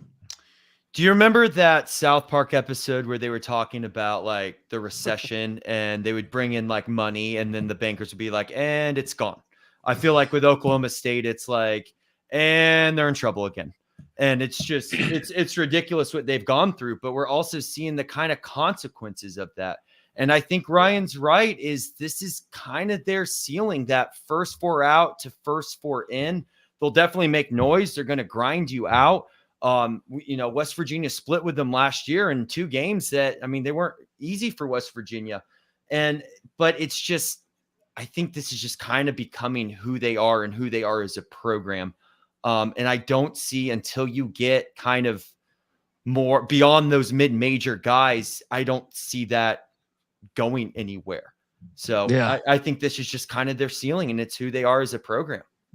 And well, even with Cade Cunningham, they weren't really quite a national player. When push came to shove, they still didn't have enough talent around him. The last time they were a national player was with John Lucas III. Whew. Yeah. That's again, it's guard play and defense, and they don't really have it. They might grind a few games out, but this is not a great roster. I almost feel like Boynton and Porter Moser should switch. We should do an NFL coaching trade and let Boynton have the Oklahoma name brand and let Porter Moser be the mid-major transfer guy at Oklahoma State. Well, it's ironic, too, because Oklahoma State is like the polar opposite of Oklahoma. They're going to be athletic as hell. They can't make a jump shot to save their life. And they'll pick off a couple of people at home, but they just can't get over the hump. Oklahoma's just going to play at a snail's pace, and they can't get over the hump. But, yeah, both teams just can't get over the hump. Wife swap. Yeah. I mean, who the fuck is Renee Zellweger? Look, Noah behind the scenes. TCU. Let's talk about TCU. Man, I was buying in last year. I bought a future on them to win the national championship. I know, and some people were laughing at me, and I feel like I really thought for like a week or two, when everyone was healthy, that they were the best team in the country. I know, laugh at me all you want. I really thought. Now they Jamie Dixon enters year 8. I can't believe they lost in the second round of the tournament. But Eddie Lampkin Jr. transfers what? He's a Colorado Buffalo now. Damian Ball gone. Mike Miles gone. Wells, another reserve gone. Now this is an interesting one here because Big 12 loves trading these guys. First off, Charles O'Bannon is back for his 75th year. And Emmanuel Miller back. Jameer Nelson transfers in. Jameer Nelson Jr. transfers in. He was a stud at Delaware. Really liked watching him at Delaware. They also brought in Avery Anderson III. These Big 12 transfers are fucking killing me. All right. They also brought in Uday from Kansas. They brought in the Corpus Christi guy, Travion Tennyson. Assam Mustafa from the Chanticleers in Coastal Carolina there in Myrtle Beach. I mean, I kind of think they did a great job in the portal. The question is can they gel that fast? And Dixon let me down in the tournament, man. I thought they'd be a little bit better in the NCAA tournament. Some of that was health related, but I still say they're I think they're better than all the other teams we've done like in the past couple. You know, I feel like this is still a top 5 Big 12 team, maybe top 6, but it's going to be interesting because you're going to have to see. I don't know if they're all going to be able to gel together right away. Mac, your thoughts on the Horned Frogs? Yeah, I think this is the year after the hype team that's going to fly under the radar. And I'll make a comparison to the football. I thought Mike Miles was a lot like Jalen Daniels at Kansas, where there was a lot of hype, but there wasn't a connection with the staff and Mike Miles. There was something going on there with Lampkin leaving the team midway through the year. They wanted the Fog by fucking 20. So the pieces and the talent was there. I think this new group comes in under Jamie Dixon. I trust Jamie Dixon. I think this team is going to sneak up on people and be a top 4 Big 12 team. They're athletic, man. Yeah. Avery Anderson. I mean, Jameer Nelson, and then Uday from Kansas. They got guys that have proven it at the high major level. No, I mean, do we fade them in November? I mean, how well will they be playing together is the question. That's a lot of new faces, but Troy, your thoughts on the Horned Frogs? I lean. Jamie Dixon kind of screwed me in the tournament too, and Eddie Lampkin's one of my homies, so him not playing enough kind of got to me because he's one of the culture guys. And like when you're trying to build that culture, you think you would play that guy, especially when other people aren't performing. But I still lean to think that Jamie Dixon is one of the best college basketball coaches in the nation. And I also kind of lean to Jameer Nelson transferring to the Big 12 to make up for the John Lucas shot that sent Oklahoma State to the Final Four over Jameer Nelson's St. John's. Right. No, St. Joe's. St. Joe's. Yes, that's right. That's a funny point. Rush, your thoughts on the Horned Frogs, man? Yeah, Dixon's an incredible coach. They're really building something there. Not because they're both purple, but I feel like there's a lot of similarities between TCU and Kansas State, and I can see TCU doing this year kind of what Kansas State did last year, making it all the way to the Elite 8. But you're right. But I think that question in terms of the transfer portal, like how's it going to mesh? I don't think that's obviously a specific question to TCU. I think that's just this college is where we are. Yeah, college basketball in 2023. And so you have to peel back that layer and look at the culture that's already been established. And if we're complimenting Jamie Dixon as much as he deserves to be complimented, then we should trust him to be able to get these guys to mesh. And yeah, maybe there's bumps in the road in November and December, but I mean, that's the time to figure that stuff out and pivot towards the Big 12 season. And I don't see why they won't do that. Yeah. All right. Look, before we get to the filthy Texas Longhorns, I want to tell you that the college basketball experience is brought to you by SGPN Second Chance Survivor and the NFL Gambling Podcast Review. Already knock out your NFL Survivor? Don't worry, we got you covered with the SGPN Second Chance Survivor, presented by Corey Pinkston and Barking Dog Properties. $3,000 is up for grabs. Winner take all starts this weekend, so get in by Sunday. SportsGamblingPodcast.com/survivor. That's SportsGamblingPodcast.com/survivor. We're also brought to you by the NFL Gambling Podcast. Those guys are doing, Moneyline Max, one of them. They're doing a review contest. Leave an Apple Podcast review with your favorite TD related bet for this weekend. The biggest winner gets a $50 SGPN gift card. Make sure to include your YouTube username in the review so we can contact the winner. We're also brought to you by Underdog Fantasy. Look, Underdog has just introduced Scorchers. Get a go 5 for 5 and pick up Scorchers and enjoy a spicy 100 times payout. And for a limited time, Underdog is extending the first deposit up to $500. They're giving away $100,000 every Sunday. Yeah, 10 lucky players will win $10K each. So watch along, make picks, and maybe make a little extra cash on Underdog's mobile app or website, UnderdogFantasy.com. When you sign up with the promo code SGPN, Underdog will double your first deposit up to $500. Once again, promo code SGPN over at Underdog Fantasy. All right, we are back talking. This one kills me, man. First off, I was very happy to see. Look, there came a point where I was convinced they were winning the national championship last year. I think you might have as well, Mac, right? Yeah, I picked them and they fucking shit the bed when I needed them to win. No, but that's a blessing in disguise, buddy. That's a blessing in disguise. But Rodney Terry solidified the job after Chris Beard, might have had a, few too many. Yeah, I don't understand. Who knows what happened in that situation? But man, you want to talk about a team? This is what I mean, and maybe I can key in on this a little bit, Rush. I understand every team's a transfer. There's transfers on every team, but certain rosters have a slew of them in 1 year. I think TCU kind of had more than the previous year, right? Mm-hmm. And Texas was one last year that I think just added every name you could add. And I was like, oh my God. And they were really good. I thought they were going to win the Natty, but it caught up to them at some point. But Marcus Carr is gone. Serge Jabari Rice. Remember, Marcus Carr was at Minnesota. Serge Jabari Rice was at New Mexico State.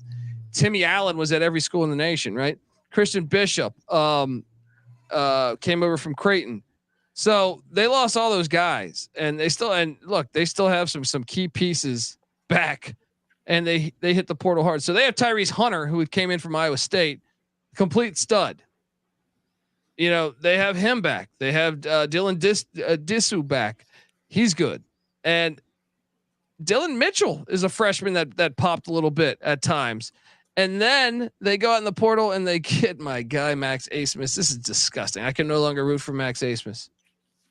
What? I can't do it. I can't do it. I just can't do it. How much money has he made you?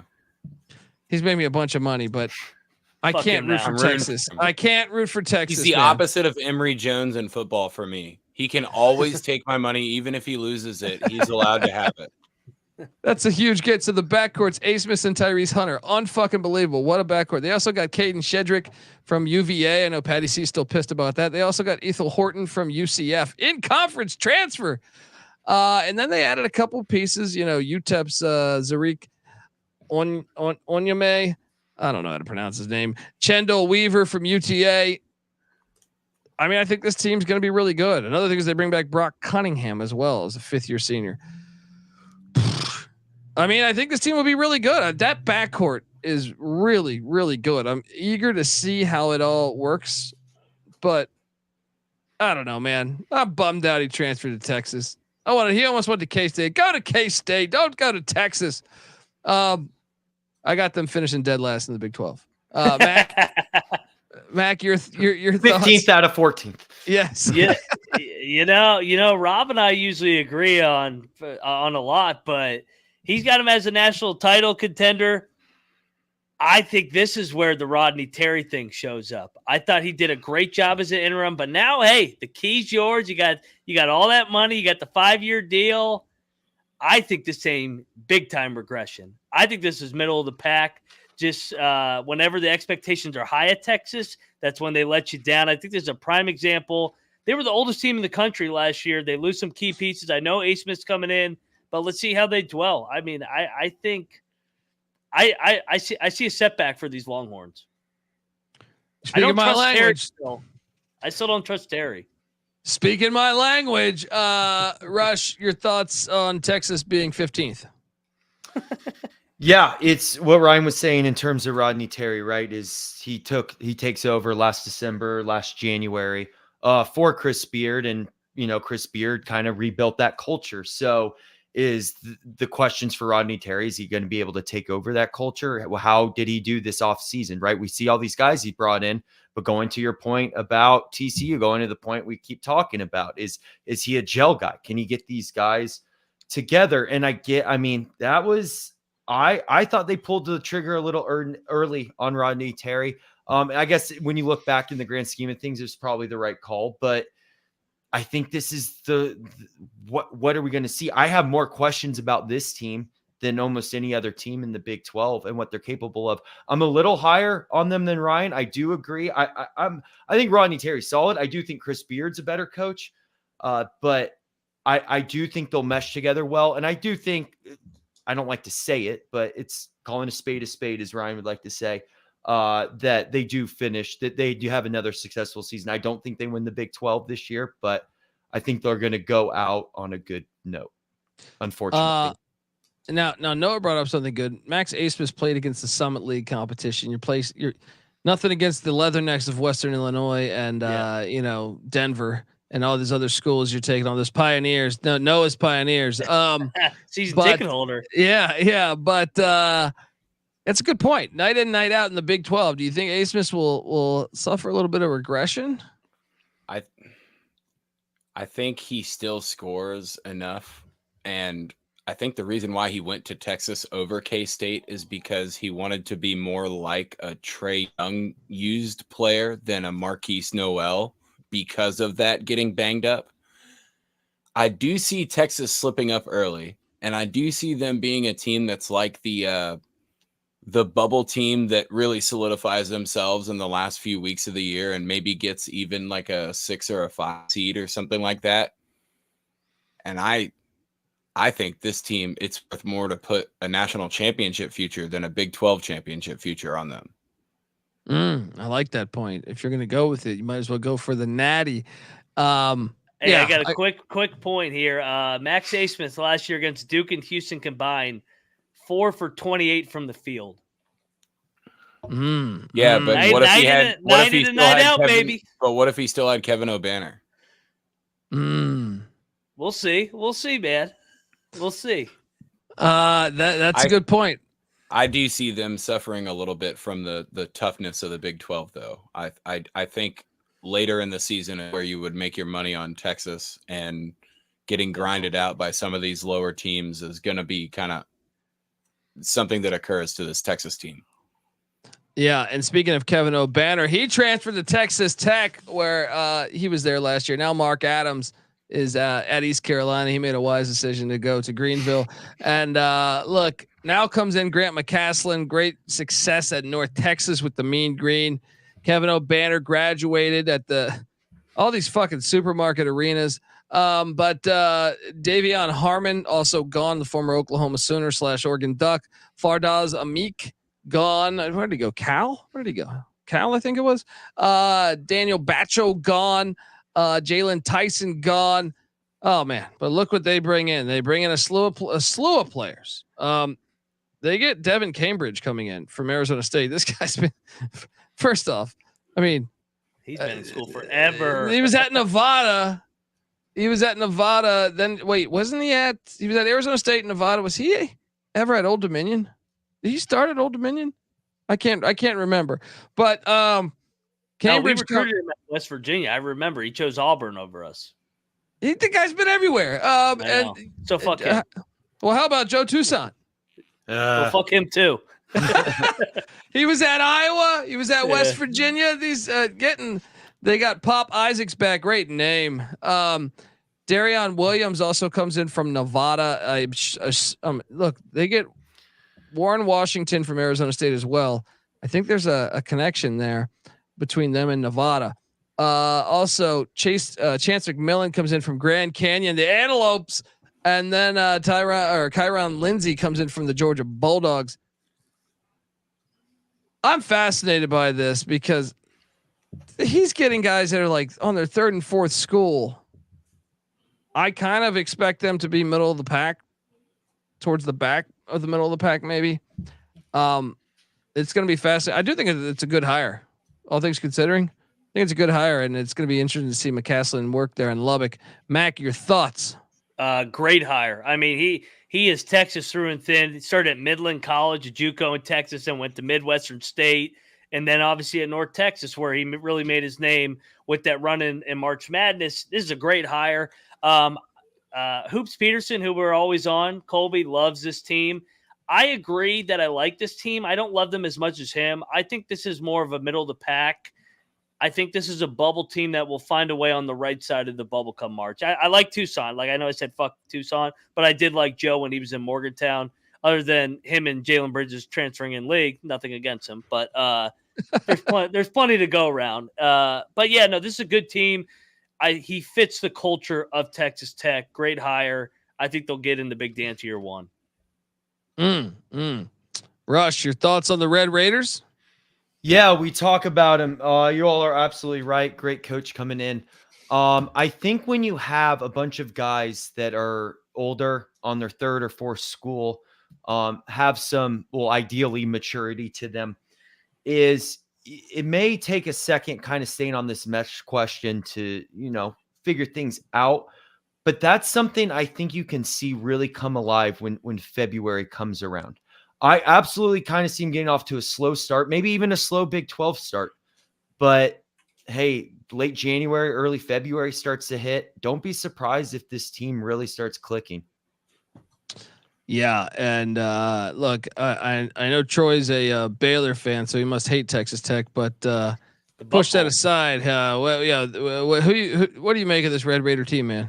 I see McCaslin as the opposite of like Boynton and Mike or the Oklahoma coach, but I don't see Moser. Moser. I was gonna say Poser, but I mean I guess that would have fit for what I'm saying. But trying to slow it down the way he did at North Texas with all of these older recruits is going to be something that I think meshes very quick, because that's not too much to ask of guys that have probably seen multiple different styles of play already in college basketball. I think this team isn't really a threat to win the league, but if they do get in on that bubble, they are a first game, probably slap the money line on them. Let's slow it down against maybe another league champion or something like that. They're going to be rough to play, especially at home. Yeah, the defense, phenomenal a year ago from North Texas. Look, before we get to the final two schools in the Big 12, I want to tell you we're brought to you by the Game Time app. Buying tickets to your favorite event shouldn't be that stressful. Game Time is the fast and easy way to buy tickets for sports, music, comedy, and theater that is near you. With killer deals on last-minute tickets and their best price guarantee, you can stop stressing over the tickets and start getting hyped for the fun you'll be having at that very event. So snag the tickets without the stress with Game Time. Download the Game Time app, create an account, use the promo code CFBX for $20 off your first purchase. Terms apply. Once again, create that account, redeeming code CFBX for $20 off. Download the Game Time app today. Last minute tickets, lowest price guaranteed. We're also brought to you by Hall of Fame Bets. Win bigger by betting smarter this NFL season with Hall of Fame Bets, the sports betting analytics platform for parlays, player props, and game lines. Research every NFL, NBA, MLB, and soccer bet with historical stats and data. So stop betting in the dark and join over 30,000 users researching with Hall of Fame Bets to craft more intelligent, data-driven parlays. Download the Hall of Fame Bets app or visit hofbets.com. Use that promo code SGPN to get 50% off your first month today. Start researching, start winning with Hall of Fame Bets. All right, we are back on the college basketball experience. Sorry, I got the football game on below me, and I'm sweating out Middle Tennessee. My plus 15, and also I sprinkled that money line. They're currently up 7 in the third quarter. So I'm saying football. My apologies, but folks, let's talk about the team that everyone's excited about. UCF, the very, very Golden Knights. Look, a couple of years ago, they almost knocked off Duke in the NCAA tournament. I thought they kind of got hosed on a call. Surprise, surprise. But last season, they were what? They ended up, I feel like they were 19-15, 8-10, 7th in the American, made it to the NIT. that whole team, though, I feel like for the most part, gone. Taylor Hendricks gone. Ethel Horton gone. Brandon Suggs gone. TJ Kelly gone. Jalen Young gone. Michael Durr gone. So Johnny Dawkins entering year 8 there in Orlando. Can he get it going with a new batch of players? Yes, they do return a few pieces from a season ago. But they go out in the portal. They get Shamari Allen from UMKC. They also bring in Jalen Sellers from Ball State. DeMar Langford for Boston College, I think, is a decent get there. Omar Payne from the Jacksonville Dolphins. Antoine Jones from Louisiana, the Raging Cajuns. Ibrahima Diallo from San Jose State. Marcellus Avery from New Mexico State. I mean, doing some patchwork is Johnny Dawkins. They still have CJ Walker. Besides that, returning, I guess you could say Antoine Jones played some solid minutes a year ago, but all in all, I kind of think this will be interesting. I think they're going to be towards the back of the Big 12. And I have a lot of concerns. Mac, your thoughts on the very Golden Knights? Yeah, kind of similar to my handicap with BYU. They were a 500 team in the American. I know we remember them almost beating Zion Williamson and the Duke team, but outside of that, it's been 19 wins, 16 wins, 18 wins, 19 wins in the American. Now you're stepping up to the big boy league, and I just don't see how they don't finish last. Unfortunately, they will. I mean, they don't have the pieces to compete right off the bat. I think Johnny Dawkins is a solid basketball coach, but it's going to take at least 2 years to compete in the Big 12 down there at the Bounce House. Troy, I know you spend a lot of time in Orlando, going to Disneyland nonstop or Disney World. You got that season pass for $10,000. What do you make of this UCF, the Central Florida very Golden Knights squad? The shiny Knights. I mean, fan base at UCF is awesome if you're performing well, and I don't really see them blazing out of the gates or anything like that because, I mean, the UCF kids, they're gonna do drugs one way or the other, but they will do that and then go to the game if the team is performing well. And I mean, they're great fans. This isn't hating on them. I've participated a few times even. I just don't see them finishing anywhere above, second to last or last.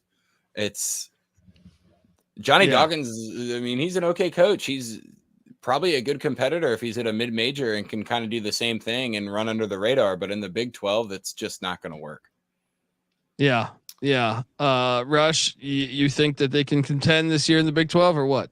No, they're going to finish last. But with that being said, there's sometimes a benefit into that, especially when you're starting in the Big 12 for your first year, right? You have no expectations. So when you have no expectations and you go out there and just, hey, we're already basically projected last, we have nothing to lose.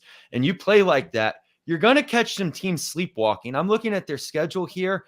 An interesting couple games, especially kind of towards the end, teams get tired. They're already focused on the Big 12 tournament or March. They got Iowa State at UCF March 2nd, Houston at UCF March 6th, Texas Tech at UCF end of February. Watch out for a loss there from one of those, if not 2 out of 3. I really think that this team can get a couple that are just unexpected, or where did that come from?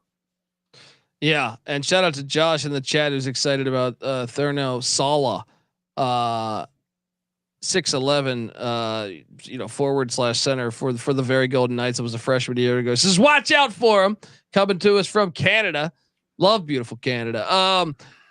Next up, because I kind of think the same way. I don't know. We'll get to our projections in a minute here, but final school, we're getting over to the West Virginia Mountaineers.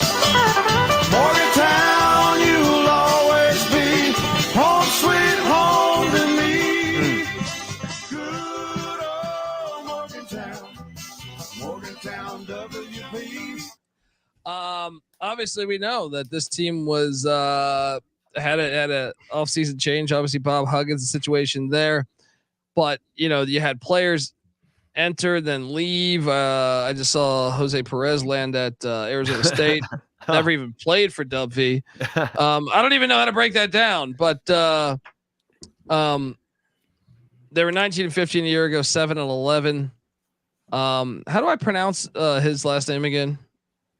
Eilert. The head coach. Eilert. Okay. I wasn't sure if it's Eilert.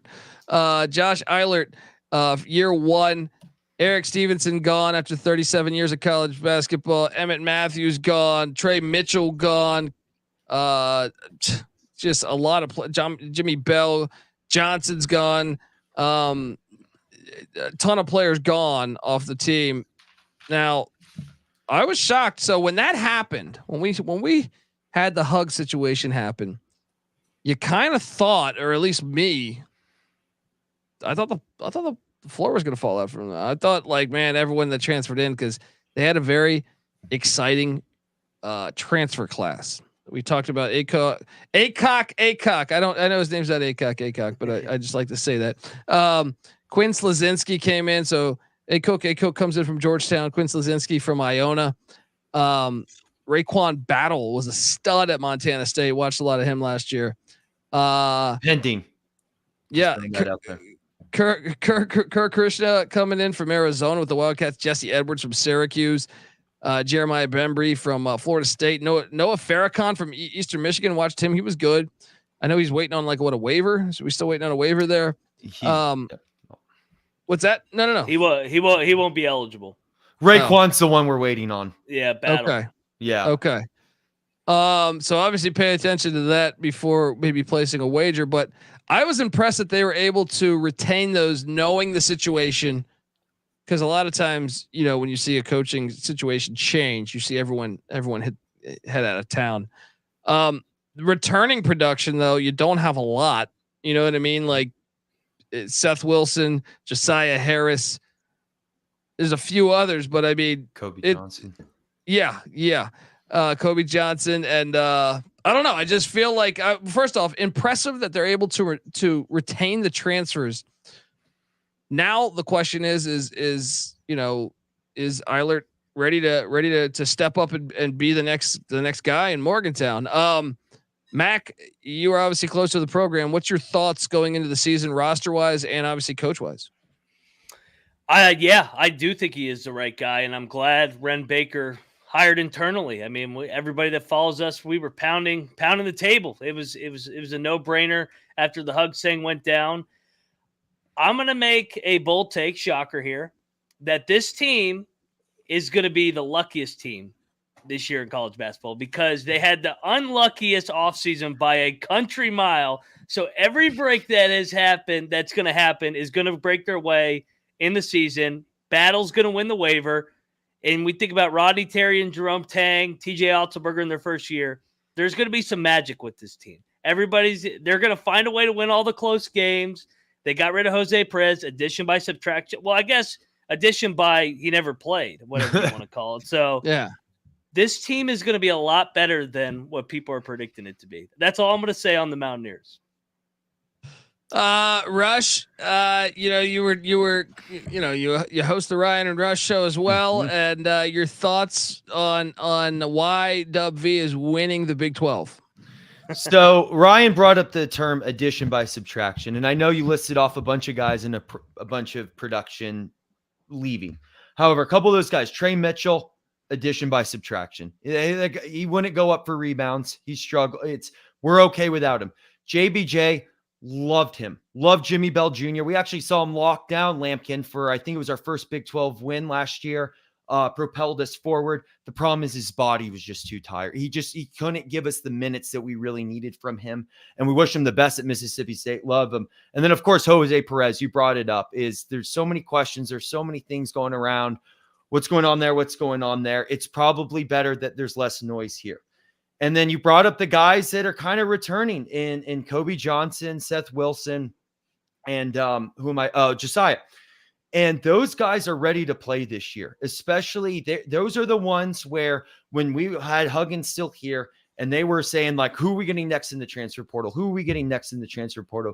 Those guys weren't bothered by all because they were like, you can get whoever you want out there, but we're ready to play. We're ready to hoop, and we're coming back, and we're going to show great things. And now, obviously, with everything that went down, we need those guys. So definitely great on them to stay, and excited to see what production they have. And then you brought up a list of guys that came in, and the big question, of course, is Raekwon Battle. And we're hoping the NCAA does the right thing for every once in a while. Good luck. Yeah. I know, but I know we're holding up. Ryan says he has a good feeling, and Josh has a good feeling. They're cowarding out lately. You can put a little bit of heat on them, and they're like, all right, I fold. But how ridiculous is the shit out of them? Yeah, how ridiculous is how close we are to the season, and we still don't know if one of our best players is going to be able to play for us. But I digress. This team has had a lot of different versions over the offseason. Obviously, follow the Ryan and Rush show. We covered all of it. We look forward to continuing all of it. But there's one thing that stands, and you asked the question to start this out, why didn't more people leave? Because of who the head coach is now, the interim head coach in Josh Eilert. He brings that Huggins tradition, that old school Hugs with him, but he also brings those new innovative ideas that you may miss out with the Huggins because of the generational gap. They're sold into Josh. He's the one, and the reason they hired is he's the one that was able to keep this all together. And I agree with Ryan, is when you have that sort of dynamic, maybe you're not the best team out there, but sometimes the harder you work, the more you keep it together, the luckier you get. And that's what we very well can see from this team this year. And of all what seemed tough, I am so excited to watch this team tip off 6 Monday night. I think it's against Missouri State. So Missouri State, when we talked about them, they got OK State last year, I think it was. Yeah. So it's going to start right away, and then we obviously have the eat shit pit game. And it's funny that Rob says this, because I was actually kind of thinking like this. I was kind of thinking Mississippi State as a comparison. Fits really well. Yeah. What's funny, Colby, is they've probably, that group, that locker room, that coaching staff, they've already dealt with more adversity headed into the year than any team in the country will when they get there. So that's why I'm saying they're going to find a way to get every break go their way, just because it's been a tough offseason. But I like this group. You made it this far. Playing basketball is the easy part. It's and there's something said about that. Amen. I do think that one of the first points that I was going to make is, it seems like getting to play basketball is already on the downslope for West Virginia. Like they've already gotten to the easy part. And it does seem like there's a lot of things that could fall in their way. I do understand, as a non-West Virginia fan, I mean, you're going to hear from Ryan and Rush that they're going to win every single game, and their basketball program is still really, really good. And they could be completely correct, honestly. The fact that hired within the program, so there's not this big, and hard on it again, there's not a move to like a cha-cha-cha style of play. They're going to stick with what they know they're good at, and you kind of got to applaud that one way or another. And as somebody that loves Morgantown and loves the West Virginia fans, like, I'm not a West Virginia guy, but I'm a West Virginia guy. Like, if you're a West Virginia guy, I understand. And because of that, I think I like this. I like this head coaching hire. I don't think it's all going to go right in the first year, but I do believe there's going to be enough that you think, man, 2 or 3 years down the road, we made the very correct decision. Yeah. It's going to be fascinating to watch. And I mean, look, you're a West Virginia guy, you said. All right, look. Oh, what do we got here? Going undefeated all season. Oh, Alex Ott in the chat. Shout out to we got Alex. the Ryan Rush crowd here, man. Yeah. They got him winning the Natty. I appreciate that. All right, let's do it, guys. We're gonna go one by one from 14 to 1. Starting at number 14. I got the UCF Golden Knights. Troy. It's hard to not pick UCF here, but I think a team like Oklahoma could finish dead last. Ooh, that's bad. I'm going. Is that your pick, Troy? Oklahoma? Yes, that's my 14th basement dweller. And he's a fan, so yeah. I'm not overthinking this one. I'm going UCF. I went UCF too. At number 13 for me, I agree with Troy. I have Oklahoma at number 13. I almost put them dead last, man. I was like, I actually think UCF's roster is probably better than Oklahoma's. I'm just trusting Moser over Dawkins. Who's your number 13, Troy? I mean, mine is UCF there. It's hard to not pick him last, but see, I trust Johnny Dawkins more than Moser. So that's the reason why I have my little switch. Gotcha. Rush, number 13. I'm going Cincinnati. BYU. Wow. Okay. Number 12 for me was Oklahoma State. Number 12, Oklahoma State. Troy, who'd you have at number 12? This is where I think the BYU Oklahoma State debate begins, and I'm gonna side with BYU just because Oklahoma State has a bit more knowledge about conference play. All right, I'm going BYU as well. I went the Natty, Cincinnati at 12. Yeah, they're my number 11. Cincinnati's number 11 for me. Troy, 11. 11 for me is West Virginia. after you said some nice things, Rush, what do you have at number 11? OU, Oklahoma. I got Boomer Sooner as well. That's where Moser always finishes. Interesting. At number 10, I went Iowa State. Troy? See, I got the Skyline Chili here. I got Cincinnati right there at number 10. Solid season for Cincinnati. The Oklahoma State. Mac? I went the other side of Bedlam. I want to put him higher, but I can't. Number 8, I got the BYU Cougars. That's a huge season. I think if it pans out. You mean 9? No, did I say 8? I'm sorry, 9. Yeah. I have BYU at number 9 for you, Troy. Sorry, I can't count, guys. You guys know that. This is where I again don't really let my fandom get in the way. I have Oklahoma State at number 9 here. Ooh. I have Iowa State. You need to be able to produce some offense. So I got Texas Tech just on the inside. So 9 teams make it from the Big 12 in the dance. Well, Texas Tech is my number 8, so we're somewhat there aligned. I think the Red Raiders year 1. I think they're going to be battling BYU for positioning down the stretch. They're my number 8 team. Troy? This is again 8 and 7, not really separated for me. I have Tech right there as well, but it could be interchanged with Iowa State. I have Texas Tech as well, and I agree with Ryan that 9-10 is the line tournament. 9 and below make it to the tournament. I like it. Mac. Surprise. Ooh. 8, Texas. Way down there. Wow. At number 7, I'm going Dub V. I think they're deserving of number 7 or 8. I think they're gonna be battling with Texas Tech, maybe even BYU. It's gonna be a close race, as obviously I think this is gonna be a bananas race. So I got Dub V at number 7 there. Troy? And then, as I said before, I have Iowa State at 7, but I wouldn't between Tech and Iowa State. You could just flip them back and forth. It doesn't really matter. Yeah. Rush? Dub V represent lucky number 7, West Virginia. And then they take off in the tourney. There we go. Mac? Preseason number 7 in the country finishes 7th in the Big 12, the Houston Cougars. Woo-hoo-hoo-hoo. Dang. Coming in hot with the Texas and Houston. Hey, they're still tournament teams. Hey, I'm with you. Number 6 for me at number 6 was TCU. Troy? I kind of agree. And again, the 6 and 5 for me, the 2 purple teams, TCU, K-State. I would put TCU at 6, just a tick below. 6, I'm going TCU as well.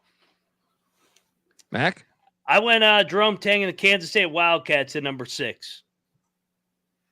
Okay. They're my number 5, so I can go right into that. Number 5, I got Kansas State and Jerome Tang. Troy? Same. I mean, they're making the tournament. They're probably making a bit of a run, but 5th in this. Yeah. I'm going Houston here. I think the Big 12 is going to get to them a little bit. Mac? This team always overachieves come Big 12 play. Give me the Cyclones of Iowa State at number 5, TJ Otzelberger.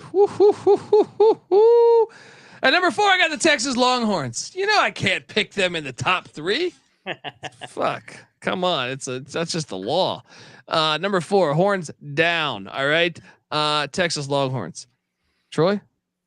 Number 4 for me is the Houston Cougars. I think Kelvin Sampson does a pretty dang good job in the Big 12, but I do think there are a few tune-ups that they go through, and they can't really finish in that top 3. Number 4, I'm going the Baylor Bears.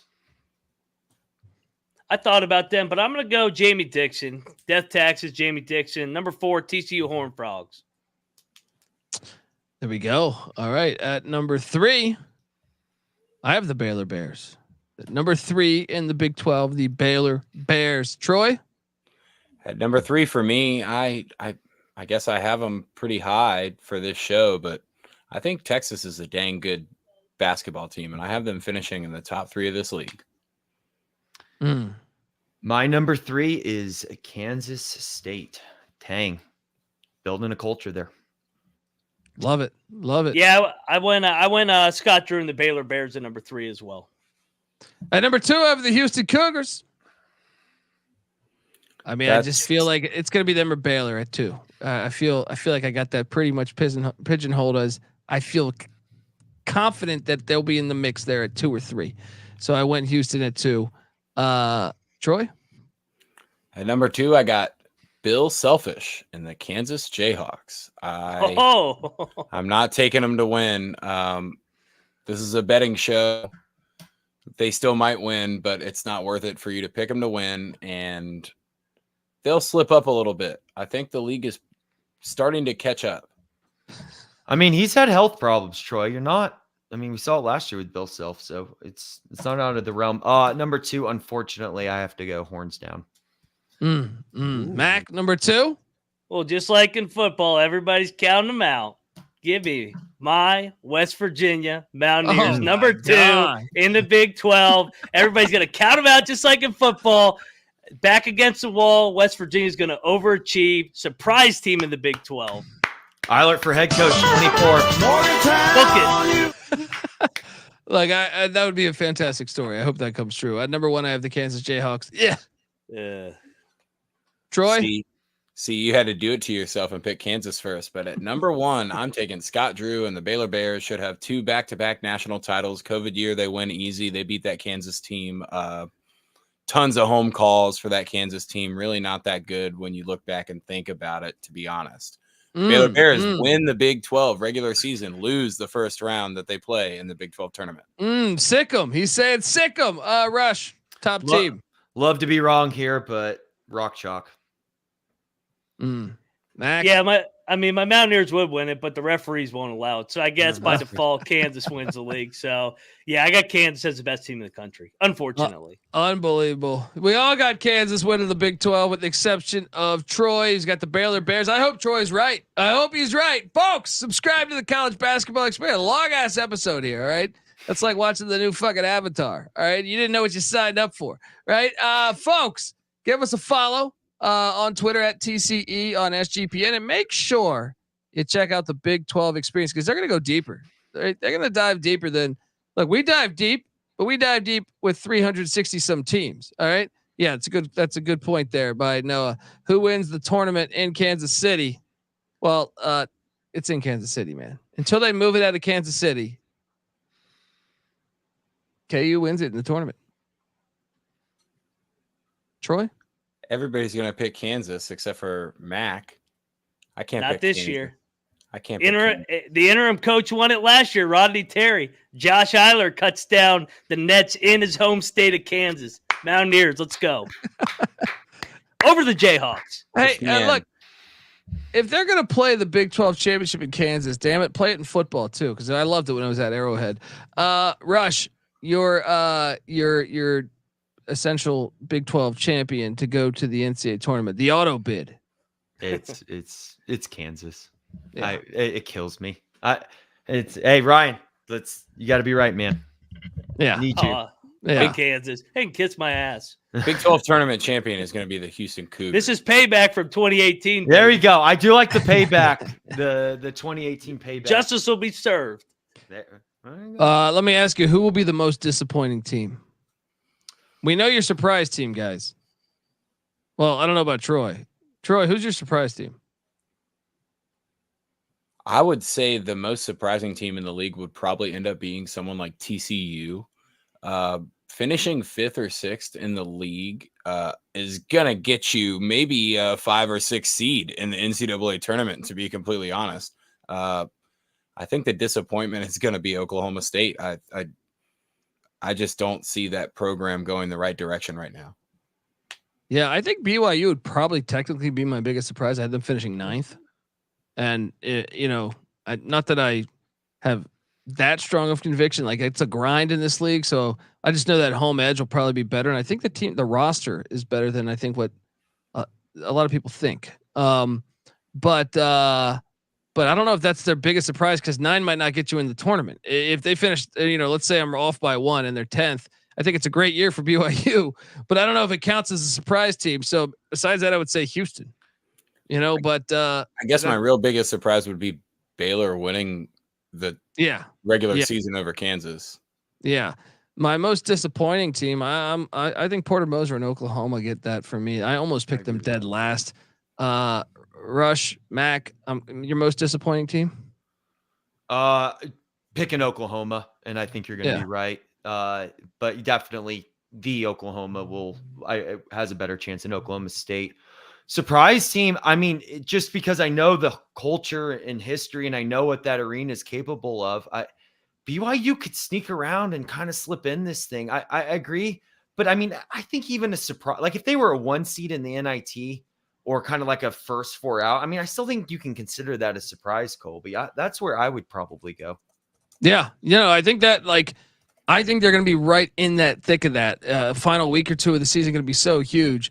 But I do think their roster better than Cincinnati's, better than UCF's, and that home edge also I think better than all of the newcomers. Mm-hmm. So, Mac, who's your surprise team? Who we know your surprise team. Who's the most disappointing team to you this year? So ironically, everybody's killing me for saying Texas and Houston at 7 and 8. Texas was 12 and 6 last year. If they just flip 2 games and go 10 and 8. They're in that 7-8 range. So like the Big 12, it's all going to be jumbled up. So Texas and Houston not contending with Kansas. My surprise team outside of West Virginia, because I mean that's obvious. They're going to be in the top 2. So I'm going to go Iowa State, top 5. Wow. Death taxes, Otzelberger. There you go. All right, folks, that's our show, the College Basketball Experience. Subscribe. Make sure you check out the Big 12 Experience. Give it up. I don't have here. Actually, I think I do. Look. Didn't even have time to type in the there we go. Shout out to Noah. He's getting it done over there. But make sure you follow everybody here. Troy Chewning is on Twitter at Troy Chewning. Great fucking handle. I appreciate that. Normally I have to work at it. There's an underscore normally involved. So give him a follow. That's TroyChewning. Follow like away. 14 or 15 years old. That old school, baby. I like that. And then you have Rush Bishop here. Shout out to him. Also check out the Ryan and Rush show besides the Big 12 Experience. And you can give him a follow on Twitter at Rambling Rush. And then you have Moneyline Mac, who is on both of those shows I just mentioned. So subscribe away. Give him a follow at Moneyline_Mac. See, he's got the underscore. Make sure you also give Noah a follow behind the scenes. It's like fucking Hitchcock back there. You know what I mean? At Noah B77_. He also hosts the College Baseball Experience, folks. I'm on Twitter at @TheColbyD. Give me a follow away. All right. Or whatever the hell you want to do. All right. The College Basketball Experience is on Twitter at TCE on SGPN.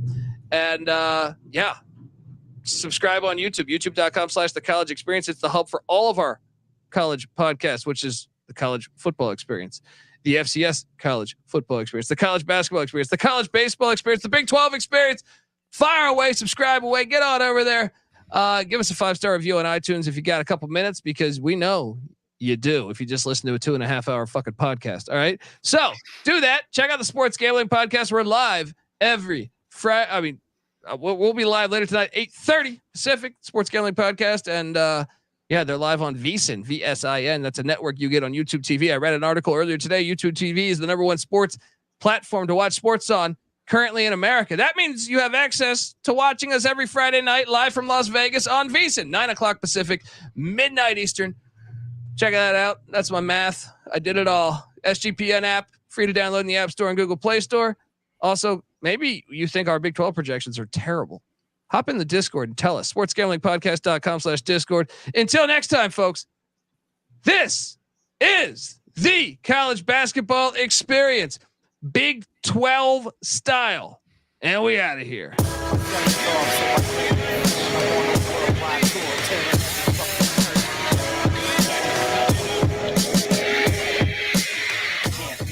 Cellie's off, so I can't be found. I'm on a worldwide tour, touring every fucking curtain down. They say the Lord watches over my sins, over my head, watching hair as it thins, over the ledge, and ain't letting me in. There's still regiments and relevance to letting me win. Win, lose or draw. You ain't prepared unless you all ready to lose it all. Losing a brawl? Yeah, that's a Friday day. Good friends know my Nina Hideaway. They came and went, but the riders stay. So it's like I won the lottery and can't be found. Until I resurface with the latest purchase. 33 and a third and 45 circles. You ain't got that shit. And I ain't 45 king. But on the beats, I've been doing my thing. I start the program and the doorbell ring. I gotta leave town to a place I can't be found. My cellie's off, so I can't be found. I'm on a worldwide tour, touring every fucking curve.